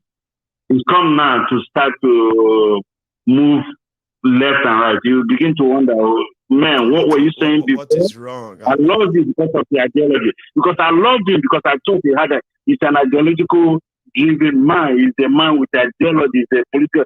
So all turning left and right again doesn't make sense. I mean, it gets people. It gets this young generation. You know, somebody like him has been a sort of a light. Don't let us deny ourselves that, right? Is one of those who contributed to the consciousness of these young people today. He stood when men were sitting, when men were running. He was among the men that stood. But that's why it's so disappointing for some of these young people today that how could he be attacking their choice? How could he not be able to read the room? Unfortunately, I won't be able to answer that. Maybe I will even drag him here. Show. I'll say, show, come, let's have a show together. So maybe he will come around. Yeah, let's have a show because there's always the two sides of the story. Yes. You know what I mean? There's always two sides of the story. People believe what they see. People can see what Showore is dishing out to them, and they feel like he's deliberately putting their man, which is their choice, on that pedestal. I mean, for what? Do you understand? Like, why? And I understand why people feel the way they feel. And they have right to feel the way they feel. But again, I hope I have a chance of bringing him here soon without people having to come here with dagger. Like, Showore, you Showore. I mean, you know, Emma. Ma, take another call, and let's call it a night before it's too late. Yeah, thank you so much. I appreciate you. Now I have another caller. Meanwhile, if you have been sitting down there with us for so long, over 3,000 of us are still left on YouTube, and only 1,200 of us have actually paid their offerings. Your offering is just to like that video. And my regards to Grandma. I got your message earlier. Meanwhile, I have a caller. Sorry for that. Okay, hello there. Yeah, Mayogun, this is Fidelis calling from Canada. Oh, Fidelis, how are you doing? Prof. How are you, sir? Yeah, I'm fine. I'm doing very great. First, I would applaud you for a good job that you're doing. As a matter of fact, I think if we decide to rank Christians and top pastors, God will have no other choice than to give you the crown that you spoke the truth in the midst of fire. That's exactly the kind of people we want. Yeah. Thanks, man. That's what people we want. We want more Christians, especially Khan, I'm surprised and so shocked, I'm even ashamed that I know if Jesus was still on earth, he probably would have carried whip and entered the streets, but I don't know what is really happening, They are all just keeping quiet. Sunday, they talk in parables. Nobody is prophesizing nothing, I think that is enough to show to us now that we are actually deceiving ourselves, The Bible says God is not mocked. Whatever a man sows, so shall he reap. You understand? So it's a very simple thing. And many of them don't talk. Everyone is keeping quiet. They are securing themselves, It's not the best, though. Anyway, that's just from one side. As regard to Showore, I think, like you rightly said, he's a little bit overwhelmed as regard to the fact that a lot of supports are going to be, but that itself is now a litmus test. Because really, if you find out that someone with you are fighting for the same cause, and the person seems to be pulling more crowd, is it not good for you now to say, okay, since we are all aiming to get to that promised land, let's work together to make sure that the vehicle carries all of us to that promised land? That should be the ideal thing, but, Yeah, that should be the ideal thing, Yes, in a house where you have like about 5 boys, quarrel can be there, but that is not enough now for you to see that one person is succeeding. Then you wouldn't join that train to say, okay, let me help. And I think that's where he's missing it wrong. Yeah, because his followers and people that believe in him also have this ideology as well. So why don't they just relax and say, look, obedience are pulling it in this end. Rather than us countering them, let's join them, because we all want to see if we can save Nigeria. There was a time I told people, I said, see, I understand a lot of people believe that whatever they are doing is the right way to go about it. But in my own book, I just believe that something triggered all of us to be what we are today. And that something is the corrupt establishment in Nigeria. Whether you want Biafra, whether you want Yoruba nation, whether you want revolution now, and then recently the obedient, and everybody who has stood up against the unfair, unjust system in Nigeria. They were pushed to that stage by a failed Nigeria. Why should you be fighting yourselves? Like, I will ignore anything negative about Showore simply because opening them up is not going to help anything that other people are standing for. Rather, it's going to help the establishment when you destroy ourselves. But when people who are supposed to know better are doing otherwise, it breaks out. So I know why people are reacting the way they are. Because when Showore come gun blazing after the obedient goes bottle stick wielding after the revolution now. Okay? And the Biafrans, the IPOB also are going after, you know what I mean? Everyone is going after everyone. Who wins? The establishment now. Since you can't agree, they win. But not everybody go get them, Baba. Fidelis. Yes, so just before I hang up, let's all of us here in this house also know that Showore lost his brother in this struggle. Awesome. You get it? So a person who has lost someone and at the same time also came out, it's not like keeping quiet, it also came out. Let's not continue pour the baby and the dirty water aside.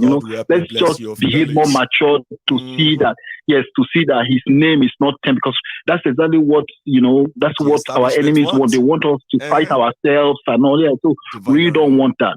Then as regard to Tinubu, I think his case is done deal. I don't know why we are still, the guy is a criminal, he's a drug lord, he has dual citizenship and all that. I don't know why we are, look, the more we keep talking about his issues, it's more like we are giving him credence, which he doesn't deserve. If the law court finally comes up to say they are giving it to Tinubu, like that he said, it's over with democracy. I don't know what we are, there's no need to overflog this issue because apologies has to be given to every drug person that is placed behind bar in Nigeria. You understand? So it's not a question of overflog and nothing will happen. All these ones that they keep saying that if the law gives it to Peter Obi, then crisis, nothing is going to happen. I'm telling you, many of them. Everybody will have to kind of adjust. No, Abi. They will run and leave the country because they know very well that Peter Obi will chew them, and they know, and we are all behind him. Nothing is happening. No, all this talks. What we should be talking about now is that our military has been infiltrated. We have a lot of Boko Harams there already. How are we going to manage that? That is a big monumental thing that has to be discussed. Yes, so we have. They are in everywhere. They are in all the sectors. So that's a big. In fact, I don't even know how Peter Obi is going to manage because the same people now who are clamoring, we obedience who are clamoring for Peter Obi, when he goes once, we will now look for how we want to sacrifice him. They did it to Jesus, so it's not today. So we need to see how we're going to manage it. If it's not working, then let's sink it all and then rebuild another country and let everybody have a pride in the country that they can call their own. But if the establishment allows it, remember, a lot of people who are distancing themselves from Nigeria are doing so because they know those who made them hate Nigeria, and the people who made them do that, right? They are the same people who are now like about to end democracy in Nigeria if it's not already ended. Okay, so yeah, time will tell. Yeah. I like that. Thank you so much. Let me take one more call and I'll call it. Yeah, you're welcome, man. Thanks so much, Fidelis. No problem. That's Fidelis from Canada. I love speaking to people from Canada. Oh, I love speaking to everybody from everywhere. So I've got another caller. Hello there. How are you doing? Yes, sir. Thank you, at last. Thank God. Kujometa. How are you, sir? Yeah, since April 8th, I've been trying to get you. February 8th. And here we are, April 17th. Well, that's a good one, sir. I'm glad you made it tonight. It's good to hear from you. Hallelujah. Hallelujah. Bless you, sir. First of all, April 8th was my birthday, as I've told you before. Yes. Once more, my name is Akin Olakure. And on that day... By the way, sir. Yeah, go on, sir. Yes, sir. Despite my mood and the situation I'm going through, sincerely speaking, I thank God. Though they asked me to go for therapy and all those stuff, but you are my therapy. And I thank God that you are there for people and for me, especially me and for other people. Seriously, any day that I didn't hear your message, as if I've lost something. Because I got a lot of messages. I got different kinds of vocabulary. I was able to see the picture of Nigeria and the feelings of people, the way they are. And then it's so emotional. And sometimes, like today, I feel like... Yeah, sorry to cut you there, sir. That means the aspect where I kind of try to comically present some serious issue when people will be laughing, that's actually a very good inclusion in my programs, is it? Yeah, it is. But people smile on your faces where you are sitting down there, no matter what you are going through. You just sit down there and you are listening and you are laughing, and at the same time, you know, that's a good one, yeah? Is it, sir? Yeah, you have this mixture of making people to be serious. You see, I'm sorry, I don't want to go too long. When I was in secondary school, even when I went to the uni, I happened to be a student that I don't normally copy. I listen attentively to what the teacher or the lecturer is talking about. Then with that, I'll be able to assimilate and be able to get things right. Like your own. It's as if I'm in the classes. I always listen attentively. And if you see most of my comments on your this thing, you see this.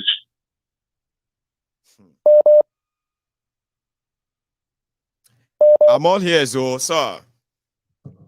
And I think that's a network problem. And I'm actually just getting into that convo. We will hang on and see if that comes back. before we go. Imagine now somebody who has been trying to get in since February 8th, and here we are, so lucky to be together, but the network will let us have it, okay? So thank you. Meanwhile, I want to say thank you to all of you who have responded to that my request that take me to 80,000. Let's take the congregation to 80,000. 80,000 means like we are bigger than the Manchester United stadium. I don't know. How many capacity? Or Manchester City? Or Maracana. Maracana is 140,000 or so. No, Maracana is too big. We haven't gotten to that. So thank you to everybody who responded. And now I am just about 5 people to that 80,000. So I'll tell you more about it tomorrow. And on Mayegun's Diary Political, something I kind of so much appreciate a lot is the fact that people actually sit down for hours listening to Mayegun, contributing, and even meeting people. That's some other thing that some of you don't know. People actually meet people on Mayegun's Diary Political. People build relationship, they start friendship here. And they will tell you, I met her on Mayegun's Diary Political years ago. Comment section. So that's one thing I appreciate about us. And 25 million views and 14 million hours in 3 years. It can only be you, the friends of Mayegun. So thank you to every one of you. Our time is up. I will see you some other time. And if you are just joining us, remember, the first 5 minutes is called the intro, usually music. Trust me, you can forward it if you are watching a replay. Others actually love to listen to the music too because they dance while they wait for the full juicy part. Thank you to every one of you. I'm going to call it tonight, and I'm going to see you some other time. Stay safe, and good night. Odaro.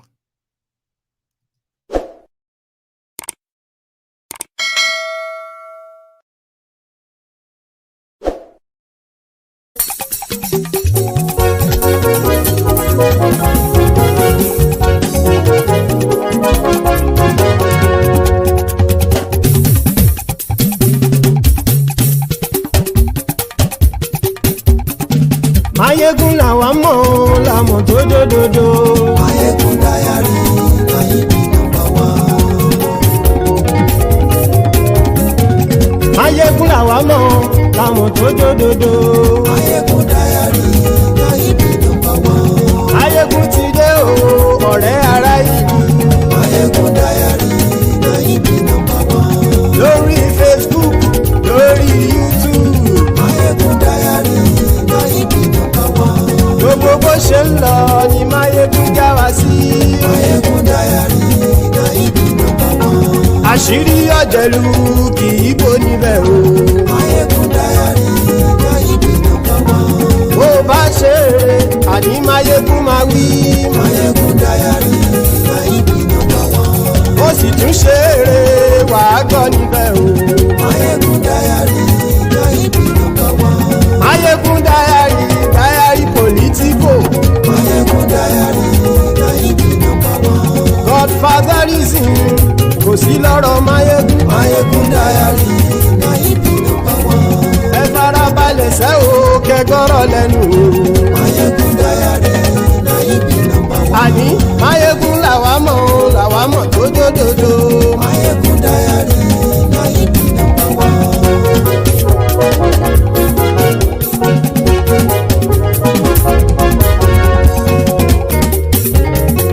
Àní ẹ̀sùn ràkì. Mayegun ti dé. Mayegun ti dé. Ọ̀jẹ̀lú ẹ̀sùn ràkì. Mayegun ti dé. Àní ẹ̀sùn ràkì. Mayegun ti dé. Lórí Facebook. Mayegun ti dé. Àní ẹ̀sùn ràkì. Mayegun ti dé. Lórí YouTube. Mayegun ti dé. Àní ẹ̀sùn ràkì. Mayegun ti dé. Bọ́ bàbá gbé wúrẹ́. Mayegun máa wí. Àní ẹ̀sùn ràkì. Mayegun ti dé. Ijó ìgbádìyẹ. Mayegun máa wí. Àní ẹ̀sùn ràkì. Mayegun ti dé. Bí pẹ̀sìdó bá rúfin o. Mayegun máa wí. Àní ẹ̀sùn ràkì. Mayegun ti dé. Bí gómìnà kówó jẹ. Mayegun máa wí. Àní ẹ̀sùn ràkì. Mayegun ti dé. ọlọ́pàá tí ń darí bá ayé ẹ̀sùn rájú aṣòfin tí ń rúfin òwò ayé ẹ̀sùn rájú òkúrọ̀ olóṣèlú ayé ẹ̀sùn rájú ọ̀jẹ̀lú ẹ̀sùn rákì ayé ẹ̀sùn rákì.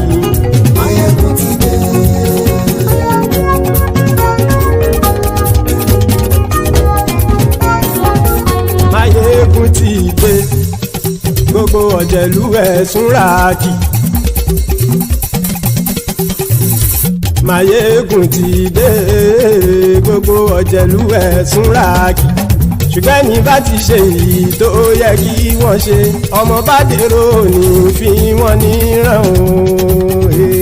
Máyégún ti dé gbogbo ọ̀jẹ̀lú ẹ̀sùn rákì. Máyégún ti dé gbogbo ọ̀jẹ̀lú ẹ̀sùn rákì. Ṣùgbọ́n ní bá ti ṣe èyí tó yẹ kí wọ́n ṣe ọmọ bá dèrò ní fi wọ́n níran. Wọ́n fowó bẹ́ẹ̀ o Máyégún ó sọ pé wọ́n ò bẹ́ẹ̀. Wọ́n fowó bẹ́ẹ̀ Máyégún ó sọ pé wọ́n ò bẹ́ẹ̀. Oníkanṣá ti ṣe èyí tó yẹ kí wọ́n ṣe fáwọn ará ìlú tó gbé wọn débẹ̀ o àyè. Máyégún ti dé gbogbo ọ̀jẹ̀lú ẹ̀sùn rákì. Máyégún ti dé gbogbo ọ̀jẹ̀lú ẹ̀sùn rákì. Ṣùgbọ́n ní bá ti ṣe yìí tó yẹ kí wọ́n ṣe ọmọ bá dẹ́rọ̀ ò ní fi wọ́n níran. Kì máa yí ṣe eré ọ̀rọ̀ yìí kì í ṣe ẹ̀fẹ̀. Kì máa yí ṣe eré ọ̀rọ̀ yìí kì í ṣe ẹ̀fẹ̀. Ẹni bá ti lè lẹ́bọ̀ lẹ́rù o ọmọ bá dèrò kàṣàyè tú wọn síta. Máyégún ti dé gbogbo ọ̀jẹ̀lú ẹ̀sùn rákì. Máyégún ti dé gbogbo ọ̀jẹ̀lú ẹ̀sùn rákì. Ṣùgbọ́n ní bá ti ṣe yìí tó yẹ kí wọ́n ṣe ọmọ bá dẹ́rọ̀ ò ní fi wọ́n níran. Tẹnitẹni ọmọ Máyégún ọ̀rẹ́ ara ìlú mọ̀mọ́ ni mo fọlọ́run ṣọ́ ẹ̀ bá kìlẹ́bù. Lóòótọ́ olódodo ìlú ọ̀tá ìlú mọ̀mọ́ ni ìwọ ṣá máa ń ṣọ́ra kò sì mọ́ bẹ̀rù. Bọ́tà ń lè rí bóníṣègùn lé káwọn mọ̀mọ́ fi ṣera wọn ni ó ti dẹrùn tí wọn ò gbọ́dọ̀ sì mọ́ bẹ̀. Èèpo ọ̀bọ lọmọ bá dérò tàjẹ́ ò gbọ́dọ̀ jẹ́ ó ti jọba lórí àbínú ẹni kò sì mọ́ bùyà. Àìsíwọ́lu ní ẹnìkẹ́ ìgbódì ẹyin lábàrá o ó kó ẹni tó bá dán wò á kàmù. Máyégún ti dé gbogbo ọ̀jẹ̀lú ẹ̀sùn rákì. Máyégún ti dé gbogbo ọ̀jẹ̀lú ẹ̀sùn rákì o. Ẹni bá ti ṣe yìí tó yẹ kí wọ́n ṣe ọmọ bá dèrò òní fi wọ́n níran o. Máyégún ti dé gbogbo ọ̀jẹ̀lú ẹ̀sùn rákì. Máyégún ti dé gbogbo ọ̀jẹ̀lú ẹ̀sùn rákì. Ṣùgbọ́n ní bá ti ṣe yìí tó yẹ kí wọ́n ṣe ọmọ bá dẹ́rọ̀ ò ní fi wọ́n níran.